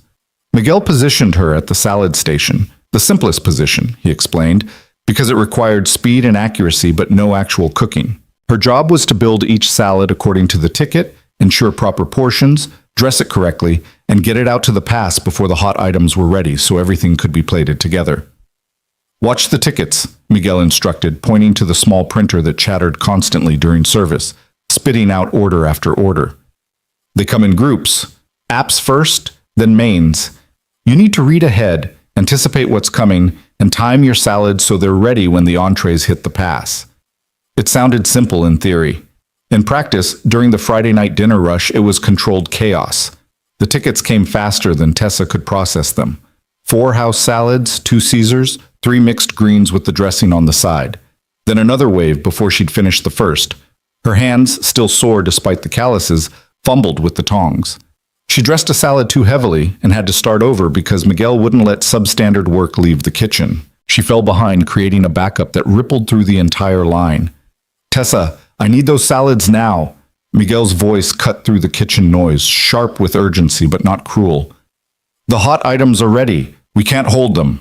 Tessa's hand shook as she plated faster, but faster meant sloppier. She forgot to add candied pecans to a salad that required them. She grabbed the wrong dressing bottle and had to scrape it off and redo the entire thing. Around her, the other cooks moved with practiced efficiency, sautéing, grilling, plating, while she struggled with the simplest station on the line. "Reset," Miguel said, appearing at her shoulder during a brief lull between waves of orders. "Stop trying to go fast. Fast comes with practice. Right now, focus on accurate. Build each salad exactly right, even if it takes longer. Speed without accuracy is just creating more problems." Tessa nodded, blinking back tears of frustration. She'd spent 3 weeks telling these people they weren't efficient enough, and now she couldn't even build a salad fast enough to keep pace with dinner service. The next wave hit, and Tessa forced herself to slow down, to focus on accuracy over speed. The tickets piled up, and she could feel the tension in the kitchen rising as her station became the bottleneck, but Miguel's words echoed in her head. Accurate first, then fast. Do it right, even if doing it right takes longer. Slowly, painfully, she began to find a rhythm. Read the ticket, visualize the salad, build it step by step, dress it, plate it, send it to the pass. The speed came incrementally, building on the foundation of accuracy rather than trying to rush and creating mistakes that cost even more time. By the end of service, Tessa was drenched in sweat despite working the cold station. Her hands cramped from gripping tongs for 3 hours straight. Her feet felt like they might fall off. But she'd made it through dinner service without completely collapsing the line, and that felt like a victory. "Better," Miguel said as they broke down the stations after the last customer had left. "Still slow, but better. Tomorrow night you'll be faster. The night after that, faster still. It takes time." "How long did it take you to get fast?" Tessa asked, scrubbing the salad station's cutting board. Miguel smiled slightly. "About 6 months before I stopped being the slowest person on the line, but I was 18 and had never worked in a real kitchen before. You have the advantage of understanding what you're supposed to be doing. You just need your hands to catch up with your brain." He paused in his cleaning, looking at her directly. "Can I tell you something, though? What you're learning right now, this is what you should have learned before you started making decisions about our schedules and our systems. When you cut our hours by 17%, you didn't understand that we were already running lean. We weren't being inefficient, we were being thorough. Every minute we spent here mattered because we knew what happened when corners got cut." Tessa stopped scrubbing, meeting his eyes. "I know, I'm sorry." "I'm not telling you this to make you feel bad," Miguel said, returning to his own cleaning. "I'm telling you because I want you to understand why everyone was so angry. It wasn't about you personally. It was about watching someone who didn't understand the work telling us we weren't working hard enough. That hurts in a way that's hard to explain." The words settled on Tessa like a weight. She thought about the staffing spreadsheet she'd created in her second week, the careful calculations that had shown 17% overstaffing based on industry standards. She'd been so proud of that analysis, so certain she was solving a problem. But those industry standards didn't account for the kind of restaurant Harbor Street was, a place where every dish was made from scratch, where quality mattered more than speed, where the staff took pride in doing things right, even when right took longer. "I wish someone had told me," Tessa said quietly. "I wish someone had explained." "We tried," Miguel replied, his voice gentle but firm. "That first staff meeting when you outlined your efficiency plan, Carolyn asked if you'd reviewed the current workload. You said you'd analyzed the numbers, and the numbers didn't lie. When I mentioned that we were already barely keeping up during rush periods, you said that was because we needed better time management systems." Tessa remembered that meeting. She remembered feeling impatient with their questions, interpreting their concerns as resistance to change rather than as genuine warnings from people who understood the reality of the work. "We stopped trying to tell you after that," Miguel continued, "because it was clear you weren't interested in hearing it. You'd already decided what was wrong and how to fix it. Nothing we said was going to change your mind. So you told Evan. So we told Evan, Miguel confirmed. And he kept saying to give you time, that maybe you'd figure it out. He believed in you longer than any of us did. That night, driving home in her ruined clothes with her aching body and her bruised ego, Tessa found herself thinking about belief. Evan had believed she could learn. Miguel had bet against her. Marcus had hoped Miguel was right. And Tessa herself hadn't known what she believed until she'd been forced to actually do the work she'd been so confidently criticizing. The second week brought new challenges. Tessa rotated through different line positions: garde-manger, sauté, grill. Each station had its own demands, its own timing, its own skill requirements. The sauté station taught her about heat control and multitasking, about managing 4 pans simultaneously while keeping track of multiple tickets. The grill station taught her about patience, about knowing when meat was properly cooked not by timers but by touch and experience. Every station taught her humility. She burned herself more times than she could count. The inside of her forearms developed a collection of small red marks from brushing against hot pan handles. She learned to work through the pain, to run cool water over a burn for 30 seconds, and then get back to the station because service didn't stop for injuries unless they required an emergency room. "You're doing better," Carolyn said one afternoon during the lull between lunch and dinner. Tessa had been helping reset tables in the dining room, learning the front-of-house systems she'd never bothered to fully understand. "I can see you trying. That matters." "Does it?" Tessa asked. "Does it matter when I spent 3 weeks undoing things you'd spent years building?" Carolyn set down the napkins she'd been folding and looked at Tessa directly. "Do you know what this restaurant meant to us after Rebecca died? Do you have any idea what it was like watching Evan try to hold everything together?" Tessa shook her head. "He was drowning," Carolyn said, her voice soft with remembered pain. Grief and medical bills and funeral expenses, and a 7-year-old who didn't understand why his mother wasn't coming back. Evan showed up to work every day because he had to, because he had a son to support and bills to pay, but you could see he was barely holding on. And we, all of us, we rallied around him. Not because we had to, but because this place had become family. She picked up another napkin, folding it with practiced efficiency. When Evan had to step back from management, when he had to take on extra work just to survive, we could have left. We could have found jobs at places that paid better or had easier schedules, but we stayed because we understood what this restaurant was. It was the life raft that was keeping Evan afloat. If we let it sink, he'd sink with it. Tessa felt her throat tighten. "I didn't know." "You didn't ask," Carolyn corrected gently. "That's what hurt the most about these last few weeks. You came in with all these plans to fix us, to make us more efficient, to modernize us. But you never once asked what we were trying to accomplish or why we did things the way we did them. You just assumed we were doing it wrong." "I was wrong," Tessa said, "about everything." "Maybe," Carolyn agreed. "But you're here now, doing the work, learning what you should have learned first. That counts for something." She paused, then added, "Just don't expect us to forget what happened overnight. Trust is rebuilt slowly, in small moments, through consistent actions. You have a long way to go." The honesty was both painful and refreshing. Tessa had grown accustomed to corporate environments where everyone performed politeness even when they were undermining each other. Here, people said what they meant. They were kind, but they were truthful. And somehow, that truth was more valuable than any amount of false encouragement would have been.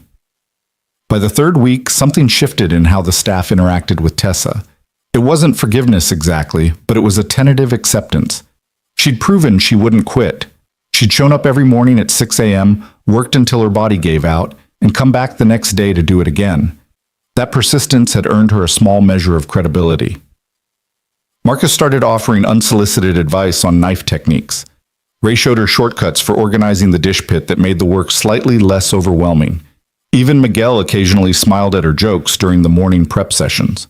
But the real breakthrough came during her 4th week, on a Wednesday evening when everything went wrong. The dinner rush was in full swing, the kitchen operating at maximum capacity. Tessa was back at the salad station, finally comfortable enough with the position to keep pace with the rest of the line. Miguel was running the pass, calling out orders and ensuring every plate met his standards before it went to the dining room. Then the refrigeration unit for the cold storage failed. Miguel discovered it when he went to grab backup ingredients during a brief lull between order waves. The temperature had risen into the danger zone. Everything inside would have to be thrown out. They'd just lost their backup supplies of proteins, dairy, and vegetables in the middle of one of their busiest nights of the week. "Everyone listen up," Miguel called out, his voice tight with controlled stress. "The cold storage is down. We're running on what we have at our stations and whatever's in the walk-in. That means we're 86ing about half the menu until we can get backup supplies. Carolyn, you need to tell the front of house now." Carolyn appeared in the kitchen doorway, took in Miguel's expression, and immediately understood the severity of the situation. "What do we still have?" Miguel ran through the list rapidly, his mind already calculating what dishes were still possible with limited ingredients. As he talked, Tessa found herself doing something she hadn't done since her demotion. She started thinking systemically about the problem. "What about the prep in the walk-in?" she asked. "The vegetables I helped Marcus prep this morning, those are still good, right?"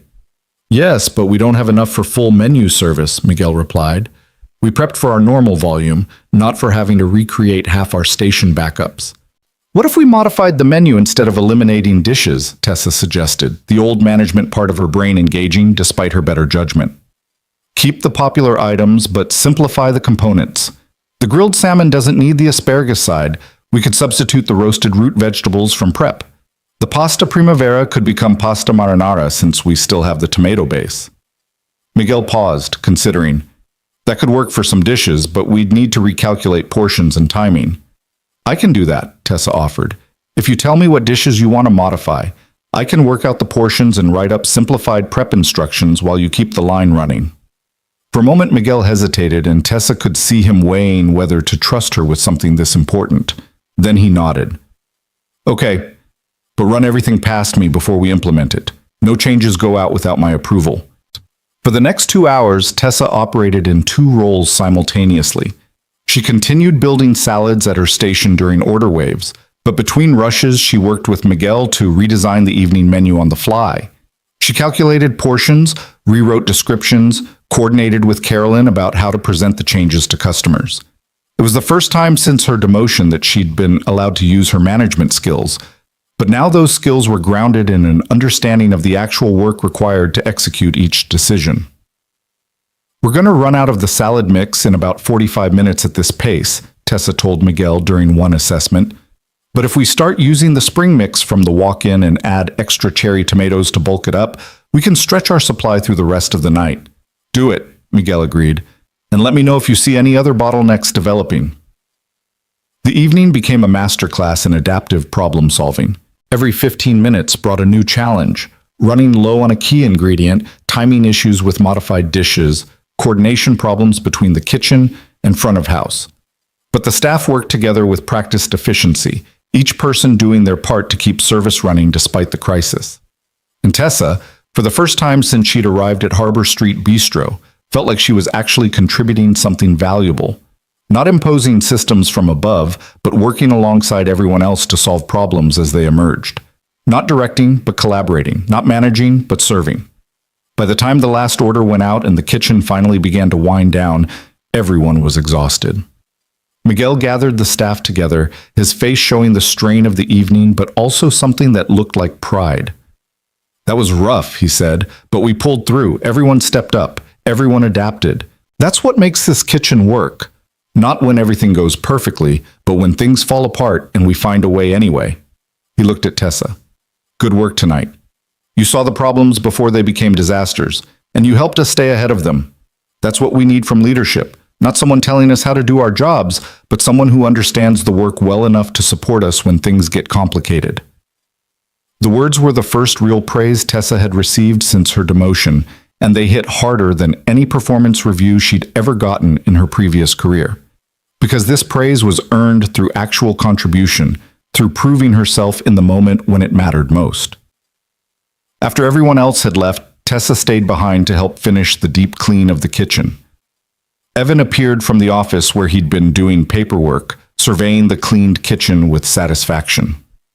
"Miguel told me about tonight," Evan said, "about how you helped manage the crisis." "I just did what needed to be done," Tessa replied, wringing out the mop for the final time. That's exactly right, Evan agreed. You did what needed to be done, not what you thought should be done, or what your training told you should be done. You looked at the situation, used your skills to help solve the problem, and you did it without needing to be in charge. Do you understand the difference? Tessa leaned on the mop handle, considering. I think so. Before, I was so focused on implementing my vision that I couldn't see what was actually happening.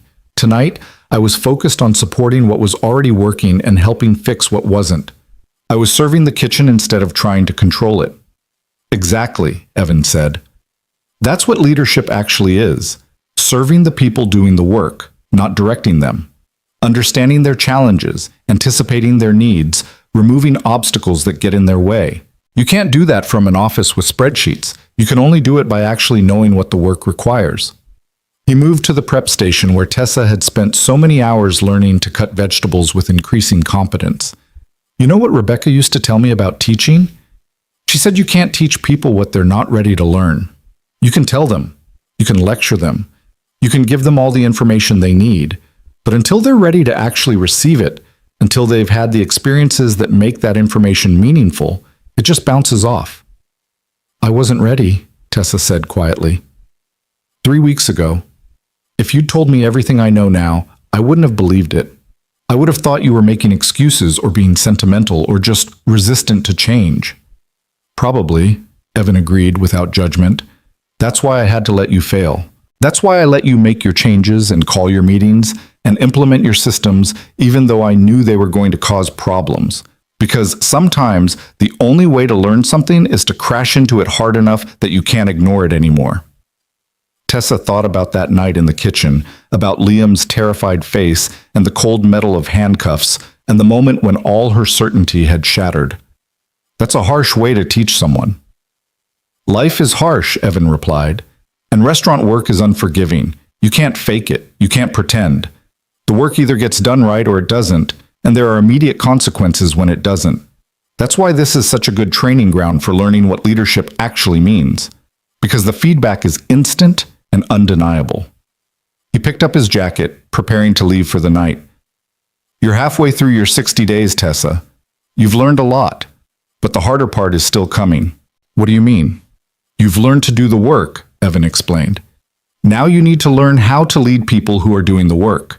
And that's much more difficult because it requires you to balance competing needs: efficiency and compassion, standards and understanding, accountability and grace. It requires wisdom, not just knowledge. I don't know if I have that, Tessa admitted. Neither did I when Rebecca died, Evan said. I was just trying to survive. But I learned it the same way you're learning everything else. By showing up every day and trying to do slightly better than I did the day before. By failing, learning from the failure, and trying again. He paused at the door. Next week, you're moving to front of house. You'll be working directly with customers, handling complaints, managing the dining room flow. It's going to test you in different ways than the kitchen has. People skills versus technical skills. Emotional regulation instead of physical endurance. Are you ready? Tessa thought about it honestly. Probably not, but I'm willing to try. That's all anyone can ask, Evan said, and then he was gone, leaving Tessa alone in the quiet kitchen. She finished putting away the mop and took one last look around the space that had taught her so much over the past month. Every station held memories of small failures and incremental successes. The dish pit where she'd learned humility, the prep station where she'd learned patience, the line where she'd learned coordination and timing and the value of accuracy over speed. And tonight, the moment when everything had fallen apart and she'd finally understood what it meant to lead by serving rather than controlling. Tessa turned off the lights and walked out to her car, her body tired in a way that felt earned rather than depleted. Her hands still bore the marks of 4 weeks of hard labor, the calluses and small scars that told the story of her education. Her clothes were permanently ruined, her manicure was a distant memory, and her back probably would never be the same. But something else had changed too. Something in the way she saw herself and the world around her. She'd arrived at Harbor Street Bistro, certain she knew how to fix what was broken. She discovered that what was broken was her own understanding, and the fix required breaking herself down and rebuilding from scratch. That night, Tessa slept deeply and dreamlessly, her body and mind both exhausted in the best possible way. And when her alarm went off at 5 a.m. the next morning, she didn't hesitate or question or resist. She simply got up, got dressed, and drove back to the restaurant to do it all again. Because that's what the work required. That's what she'd finally learned to value. Not the appearance of leadership, but the substance of it. Not the authority of a title, but the credibility of experience. Not the certainty of having all the answers, but the humility of knowing there was always more to learn. And as she pulled into the parking lot at Harbor Street Bistro, Tessa realized something that would have seemed impossible just 4 weeks ago. She was grateful. Grateful for the failure that had forced her to learn. Grateful for the people who'd been patient enough to teach her. Grateful for the work itself, with all its difficulty and demand and unforgiving honesty. She was grateful for the chance to become better than she had been. Inside, Evan was already there with 2 cups of coffee, ready to start another day. And Tessa walked through the door with her head held high, ready to learn whatever lesson today would teach. The transition to front of house came during her 5th week, and Tessa discovered that working with customers required an entirely different skill set than working in the kitchen. In the kitchen, the work was tangible and immediate. You either made the dish correctly or you didn't. But in the dining room, everything existed in shades of gray, in managing expectations and reading emotions and navigating the complex dance between what customers wanted and what was actually possible. Carolyn paired Tessa with herself for the first few shifts, demonstrating the careful choreography of good service. "Watch how I approach tables," Carolyn instructed as the lunch rush began. "You're reading body language before you even speak. Are they in a hurry? Are they celebrating something? Are they having an argument and just want to be left alone? Every table is different, and you have to adjust your approach accordingly." Tessa watched as Carolyn moved through the dining room with practiced grace, somehow knowing exactly when to check on a table and when to give them space, when to make recommendations, and when to simply take the order efficiently. It looked effortless, but Tessa was beginning to understand that anything that looked effortless was actually the result of years of practice and attention. Her first solo table was a couple celebrating an anniversary. Tessa approached with what she hoped was friendly confidence, but she could feel herself overcompensating, talking too much, trying too hard. When she returned to the kitchen to place their order, Carolyn was waiting with a gentle correction. "You're performing for them instead of serving them," Carolyn said. "They don't need entertainment. They need someone who's competent and unobtrusive. Someone who makes their evening easier, not someone who becomes part of it. Do you see the difference?" Tessa nodded, thinking about how often in her previous career she'd confused presence with value, visibility with contribution. "It's like the kitchen crisis last week. I helped by supporting what was already working, not by making it about me." "Exactly," Carolyn confirmed. "Good service is invisible until something goes wrong. Your job is to anticipate needs before they become requests, to solve problems before they become complaints. You're not the main event, they are. You're just making sure everything flows smoothly for them." Over the following days, Tessa learned the rhythm of front-of-house work. She learned how to carry multiple plates without looking awkward, how to remember orders without writing everything down, how to handle the delicate moment when something wasn't quite right with a dish and a customer needed accommodation. Each interaction taught her something about reading people, about communication, about the difference between hearing what someone said and understanding what they meant. But the real test came on a Friday evening during her 6th week, when a customer became verbally abusive over a relatively minor mistake. Tessa had brought the wrong side dish with an entree, roasted vegetables instead of the mashed potatoes that had been ordered. It was a simple mistake, easily corrected, and she'd apologized immediately and offered to bring the correct dish right away. But the customer, a middle-aged man who'd already had several drinks, escalated dramatically. "This is completely unacceptable, Tessa," he said loudly enough that nearby tables turned to look. "I've been coming to this restaurant for years, and the service has gone completely downhill. Are you new? You must be new because anyone competent would know how to take a simple order."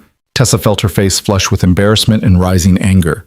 Her instinct, the old Tessa instinct, was to defend herself, to explain that it was the kitchen's error in reading the ticket, not hers. But she stopped herself, thinking about everything she'd learned over the past 6 weeks. This wasn't about being right. This was about making the situation better. You're absolutely right, sir, and I apologize, Tessa said, keeping her voice calm and professional. Let me get you the mashed potatoes right away, and I'll make sure the manager knows about this issue. I want to speak to the manager now, the man demanded, not after you've had time to spin some story about what happened. Tessa glanced toward the kitchen, where she could see Evan through the pass window. He was watching the interaction, his expression unreadable. This was a test, she realized. He could intervene at any moment, but he was waiting to see how she would handle it. Of course, Tessa said to the customer. I'll get him immediately. She walked to the kitchen, her heart pounding. Miguel looked up from the line with concern. That guy giving you trouble? Nothing I can't handle, Tessa said, then caught herself. Actually, I don't know if I can handle it, but I'm going to try. Evan wiped his hands on a towel and headed toward the dining room, and Tessa followed. But before they reached the customer's table, Evan turned to her. What do you think needs to happen here? He asked quietly. He's angry and embarrassed because he made a scene, Tessa analyzed. At this point, it's not really about the potatoes anymore. It's about him feeling validated and not looking foolish in front of the other customers. So we need to give him a way to save face while also resolving the actual problem. Evan nodded slowly. And how would you do that? Comp his entree, Tessa said immediately. Apologize sincerely, take responsibility without making excuses, and make sure he leaves feeling like he won. Because ultimately his satisfaction matters more than being right about whose fault it was. Even though it costs us the price of an entree? Even though, Tessa confirmed, because the cost of him leaving angry and telling everyone he knows that Harbor Street has terrible service would be much higher than the cost of one meal. Something shifted in Evan's expression, a flash of approval that was gone almost as quickly as it appeared. Then handle it. I'll back you up if you need me, but try to resolve it yourself first. Tessa returned to the table, her hands steady despite her nervousness. The man looked ready to launch into another tirade, but Tessa spoke first.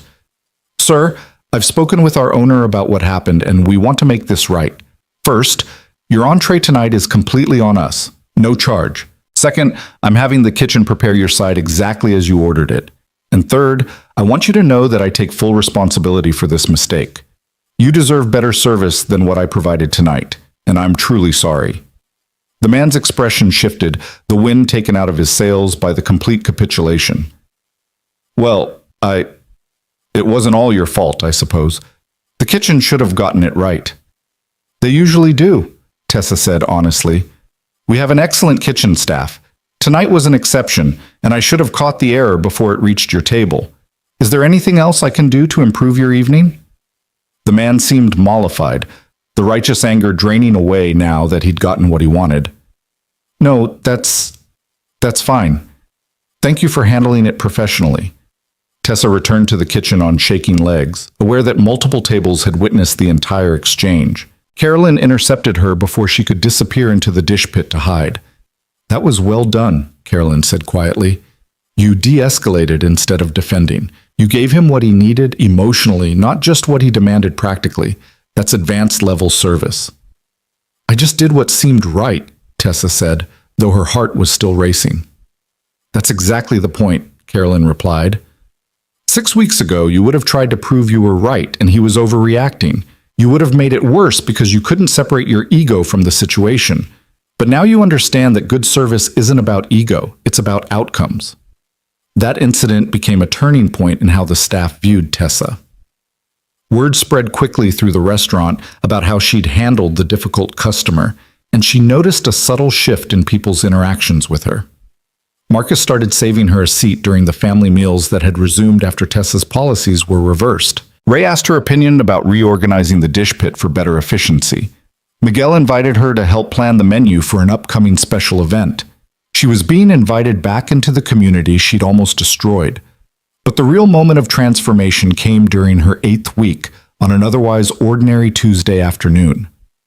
Liam came to the restaurant after school, his backpack covered in those same superhero patches, his light-up sneakers tracking mud into the kitchen until Evan made him take them off at the door.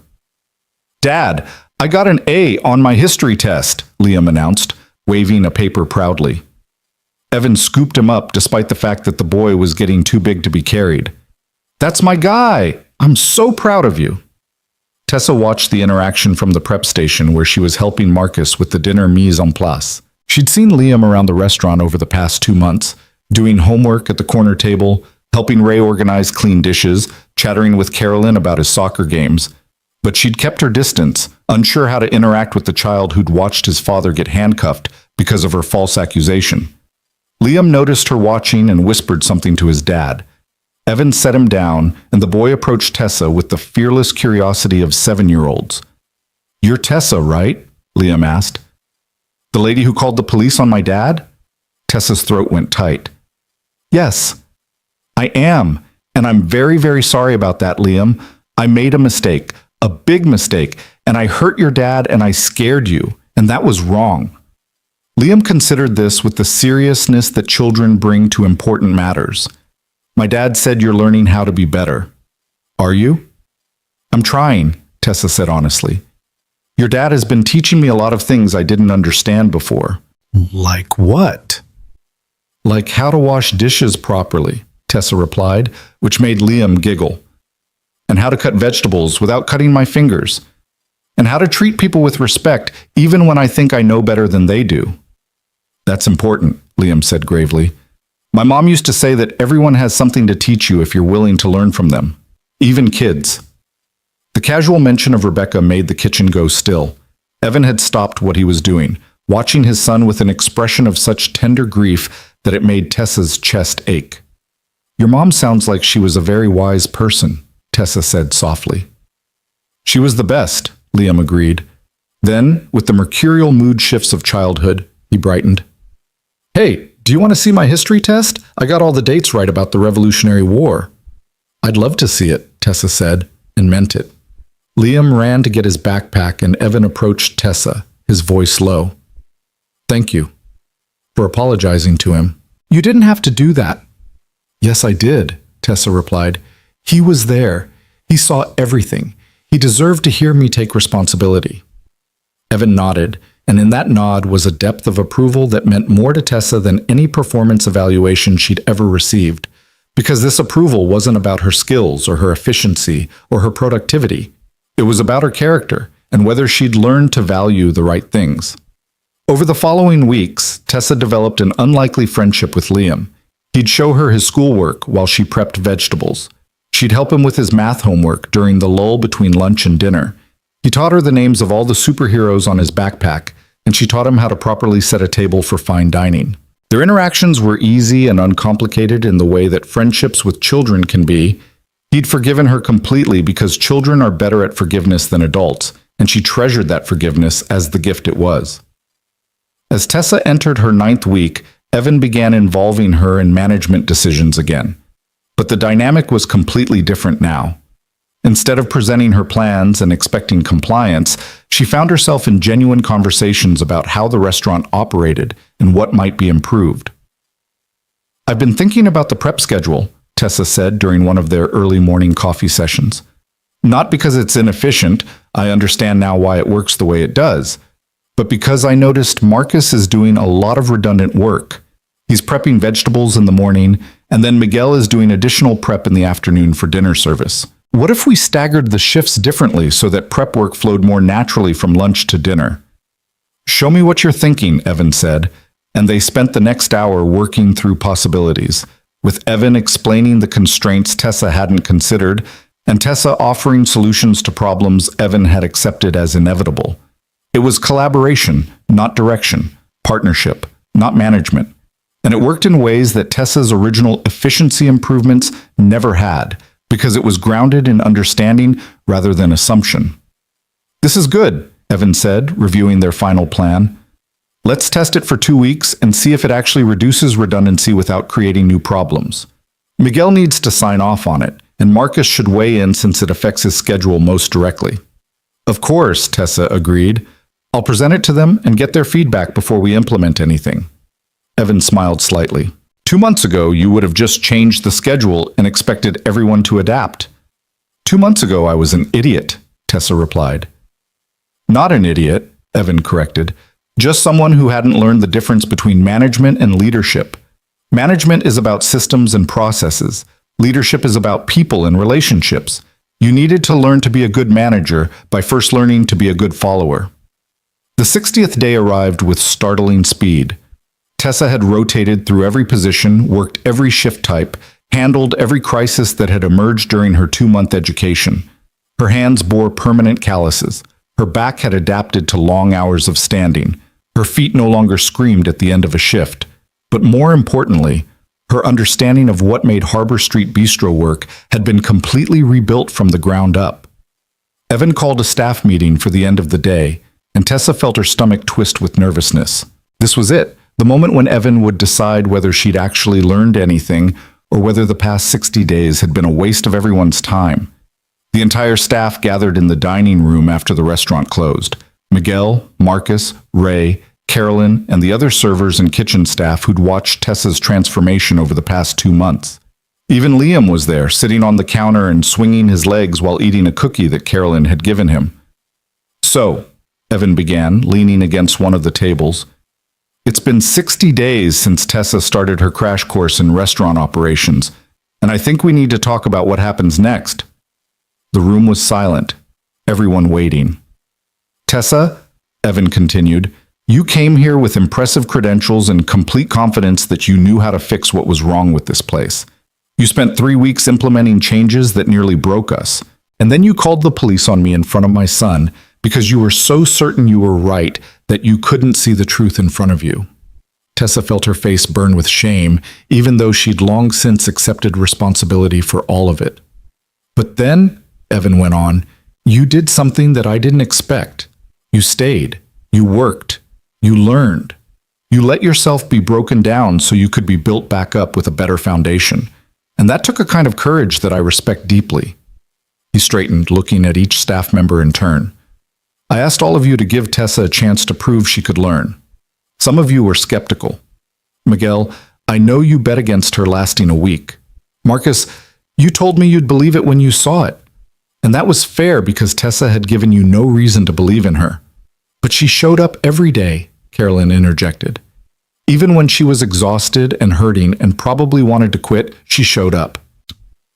"She helped us through the refrigeration crisis," Miguel added. "She saw problems we'd missed and helped us adapt instead of panicking." "She apologized to my kid," Evan said, his voice softening. "She took responsibility, not just to me but to Liam, who deserved to hear it. That mattered." He turned back to Tessa. "So here's what I've decided. There's still a general manager position open at Harbor Street Bistro, but it's not the same position you thought you were taking 2 months ago. This position requires someone who understands every role in this restaurant because they've done it themselves. Someone who can prep vegetables and wash dishes and handle customer complaints and redesign systems when needed. Someone who leads by serving, not by controlling." Tessa held her breath. "Tessa, if you want it, the job is yours. But you need to understand what you're agreeing to. You'll be managing people who know more than you do about their specific jobs. Your role isn't to tell them how to do their work. It's to support them in doing it well. To remove obstacles. To advocate for them. To make sure this restaurant remains a place where people take pride in what they do because they're treated with dignity and respect." "I understand," Tessa said, her voice steady despite the emotions churning in her chest. "And I want it. Not because I think I've learned everything, I know I haven't, but because I finally understand what I'm supposed to be learning, and I want to keep getting better at it." Evan looked around the room. "Does anyone object to Tessa becoming general manager?" There was a long moment of silence, and Tessa felt the weight of 2 months of hard work hanging in the balance. Then Miguel spoke. "No objection. She's earned it." "Agreed," Carolyn said. Marcus nodded. "Yeah, she's okay." Ray gave a thumbs up from where he stood in the doorway to the kitchen. "Then it's settled," Evan said. "Tessa, welcome back to management. Try not to call the police on me again." The tension broke with laughter, and Tessa felt tears burning behind her eyes. Not tears of relief exactly, but something deeper. Gratitude for the chance she'd been given, respect for the people who'd been patient enough to teach her, and joy at being welcomed back into a community she'd almost destroyed. Over the following months, Tessa settled into her new role with a completely different approach than her first attempt. She created systems, yes, but she created them in collaboration with the people who would actually use them. She improved efficiency, But she measured that efficiency in terms of quality of work life, not just productivity metrics. She made changes, but she made them slowly, with buy-in from everyone affected. The restaurant thrived, not because of dramatic innovations or revolutionary changes, but because everyone working there felt valued and supported. Staff turnover, which had been starting to creep up during Tessa's first 3 weeks, dropped to nearly zero. The quality of service improved because people took pride in their work rather than just following procedures. And customers noticed the difference. They could feel the warmth in the space, the genuine care that went into every interaction. One evening, about 6 months after her reinstatement, Tessa was working the floor during dinner service when she noticed an older woman sitting alone at a corner table. The woman had ordered the chicken special, but was now staring at it with an expression of such profound sadness that Tessa stopped what she was doing and approached gently. "Is everything all right with your meal?" Tessa asked softly. The woman looked up, her eyes wet with tears. "The food is perfect. It's just my husband and I used to come here every month for our anniversary dinner. He passed away 3 months ago, and I thought I could handle coming alone, but—" She trailed off, unable to finish. Tessa could have offered to box the meal, could have brought the check quickly to end the woman's discomfort. That would have been efficient, but she'd learned that efficiency wasn't always the right goal. Instead, Tessa pulled out the chair across from the woman and sat down. "Would you like to tell me about him?" The woman's face crumpled with gratitude, and for the next 20 minutes, Tessa listened as she shared stories about her late husband, their first date, their wedding, their 53 years together. She listened without rushing, without checking her watch, without thinking about the other tables that needed attention. She just listened because that was what this moment required. When the woman finally finished her meal and prepared to leave, she squeezed Tessa's hand. "Thank you. You didn't have to do that." "Yes, I did," Tessa replied. "This is what we're here for, not just to serve food, but to take care of people." She watched the woman leave, feeling the weight of that interaction settle into her understanding of what her job actually was. This was what Evan had been trying to teach her. This was what the past 6 months had been about. Not systems or efficiency or productivity, but the fundamental truth that everything, absolutely everything, came down to how you treated people. Evan had been watching from the kitchen window, and when Tessa returned to check on the other tables, he caught her eye and nodded with approval that needed no words. Later that evening, after the restaurant had closed and the staff had finished cleaning, Tessa found herself alone with Evan in the quiet kitchen. They were doing the final check of the stations, making sure everything was ready for the next day's opening. "Can I ask you something?" Tessa said as she wiped down the prep counter.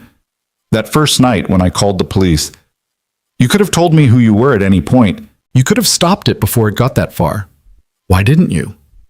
Evan was quiet for a moment, organizing the dry storage with the methodical care he brought to everything. "Do you remember what I told you about Rebecca's student? The one who learned kindness by being given responsibility for it?" "Yes." "I was that kid," Evan said. "Not literally, but that story was about me.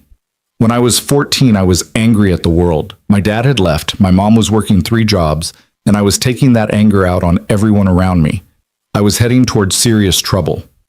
He closed the storage cabinet and turned to face her. "Then I met a teacher, Mr. Harrison, 11th grade English, who saw something in me that I didn't see in myself. He didn't punish me or lecture me or try to control my anger. Instead, he gave me responsibility.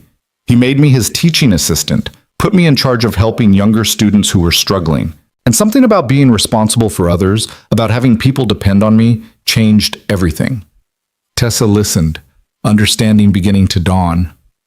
"That night when you called the police, I could have stopped it," Evan continued. "I could have revealed who I was and made you look foolish. But I realized that you were like me at 14, so certain you were right, so focused on your own perspective that you couldn't see anything else. And the only way you were going to learn was by crashing into the consequences of that certainty hard enough that you couldn't ignore them anymore. That's why you gave me responsibility instead of just firing me," Tessa said.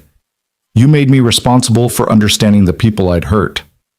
"Exactly," Evan confirmed.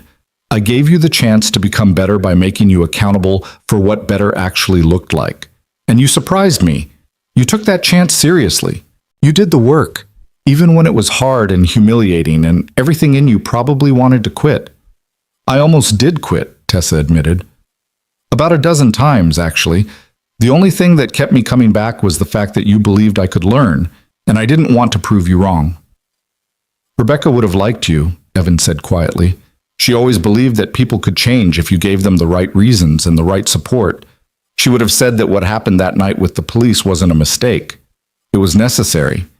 Because sometimes we need to be broken before we can be remade into something better. They finished the closing routine in comfortable silence, and Tessa realized that this quiet partnership in making sure everything was ready for tomorrow was what leadership actually looked like. Not grand gestures or dramatic moments, but showing up consistently, taking care of the details, making sure the people depending on you had what they needed to do their jobs well. As they prepared to leave, Liam burst through from the office where he'd been doing homework. Dad, I finished. Can we go get ice cream? It's 9 o'clock, buddy. That's pretty late for ice cream. But we haven't gone in forever, Liam pleaded. Then he turned to Tessa. You should come too. Dad always gets boring vanilla, but I get chocolate peanut butter and it's way better. Tessa glanced at Evan, unsure if the invitation was genuine or just childish enthusiasm. But Evan was smiling, a real smile, open and warm, and he nodded.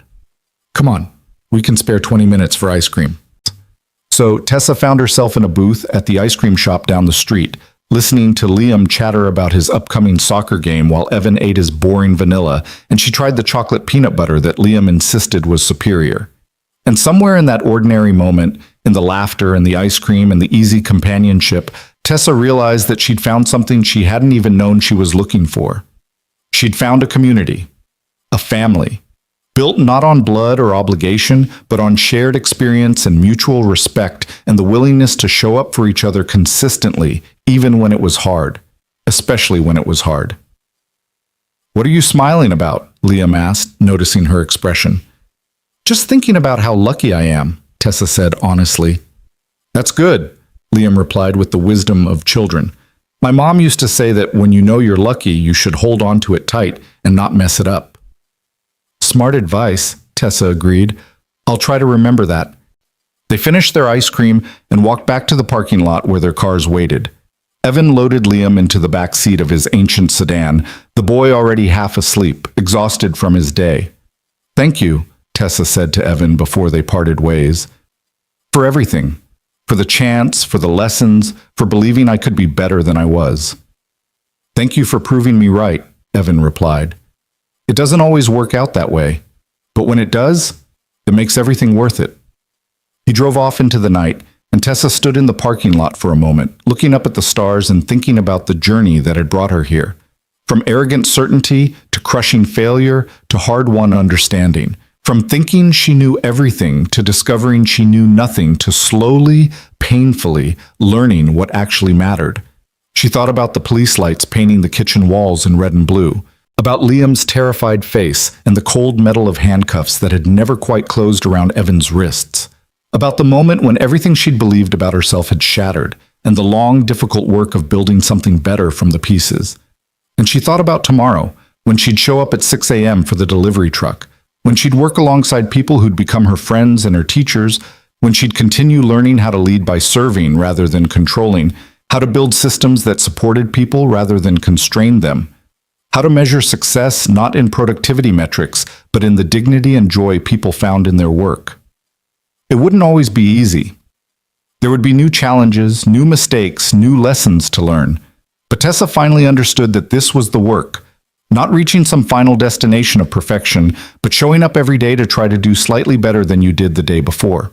Harbor Street Bistro had survived tragedy and near collapse. It had endured Tessa's well-intentioned destruction and her subsequent redemption. And it would continue, as all truly good things do, not because it was perfect, but because the people who cared for it showed up consistently, tried earnestly, and treated each other with the dignity that all human beings deserve. In the months and years that followed, the restaurant became known throughout the city not just for its food, but for something harder to define: an atmosphere, a feeling. The sense that walking through its doors meant being welcomed into something larger than a transaction. A community that valued people over profit, quality over speed, relationships over efficiency. Customers noticed it in the way servers genuinely cared about their experience, in the way kitchen staff took pride in every dish, in the way management decisions balanced business needs with human dignity. They noticed it, and they kept coming back, and they told others. And slowly Harbor Street Bistro became something rare and precious, a place where everyone, from the owner to the dishwasher to the customers themselves, felt like they mattered. And at the center of it all stood Evan Cole, who'd lost everything and rebuilt it better. Who'd hidden his identity to learn truth. Who'd offered second chances when punishment would have been easier. Who'd taught through example that the measure of leadership isn't control or authority, but the willingness to serve those you lead with consistency, patience, and grace. Years later, when people asked Tessa about the turning point in her career, about the moment when she transformed from a competent manager into a true leader, she never told them about her MBA or her professional training or her carefully crafted systems. She told them about washing dishes at 6 in the morning, about crying over onions and burning her hands and learning to read customers' needs before they expressed them, about a single father who'd lost his wife and nearly lost everything else, but who'd chosen to teach rather than punish, to build rather than destroy, to believe in people's capacity for change, even when all evidence suggested that belief was foolish. She told them about the night she'd called the police on her own boss, and how that catastrophic mistake had become the foundation for everything good that came after. Because sometimes, Tessa learned, the only way to truly understand what matters is to lose sight of it completely. And the only way to become who you're meant to be is to have everything you thought you were broken down and rebuilt from scratch, one lesson at a time, one day at a time, one act of grace at a time. In the end, what Evan had given her wasn't just a job or a second chance. He'd given her a new way of seeing the world, a new way of measuring worth, a new understanding that leadership isn't about having all the answers. It's about asking the right questions, listening to the answers, and having the humility to admit when you're wrong. And in a quiet kitchen on Harbor Street under warm lights and the steady rhythm of people working together toward a common purpose, Tessa Monroe finally understood what it meant to lead, to serve, and to be part of something larger than herself. The restaurant thrived, the community grew, and everyone who walked through those doors learned, in ways both subtle and profound, that second chances aren't just given, they're earned, lived, and passed forward to others who need them.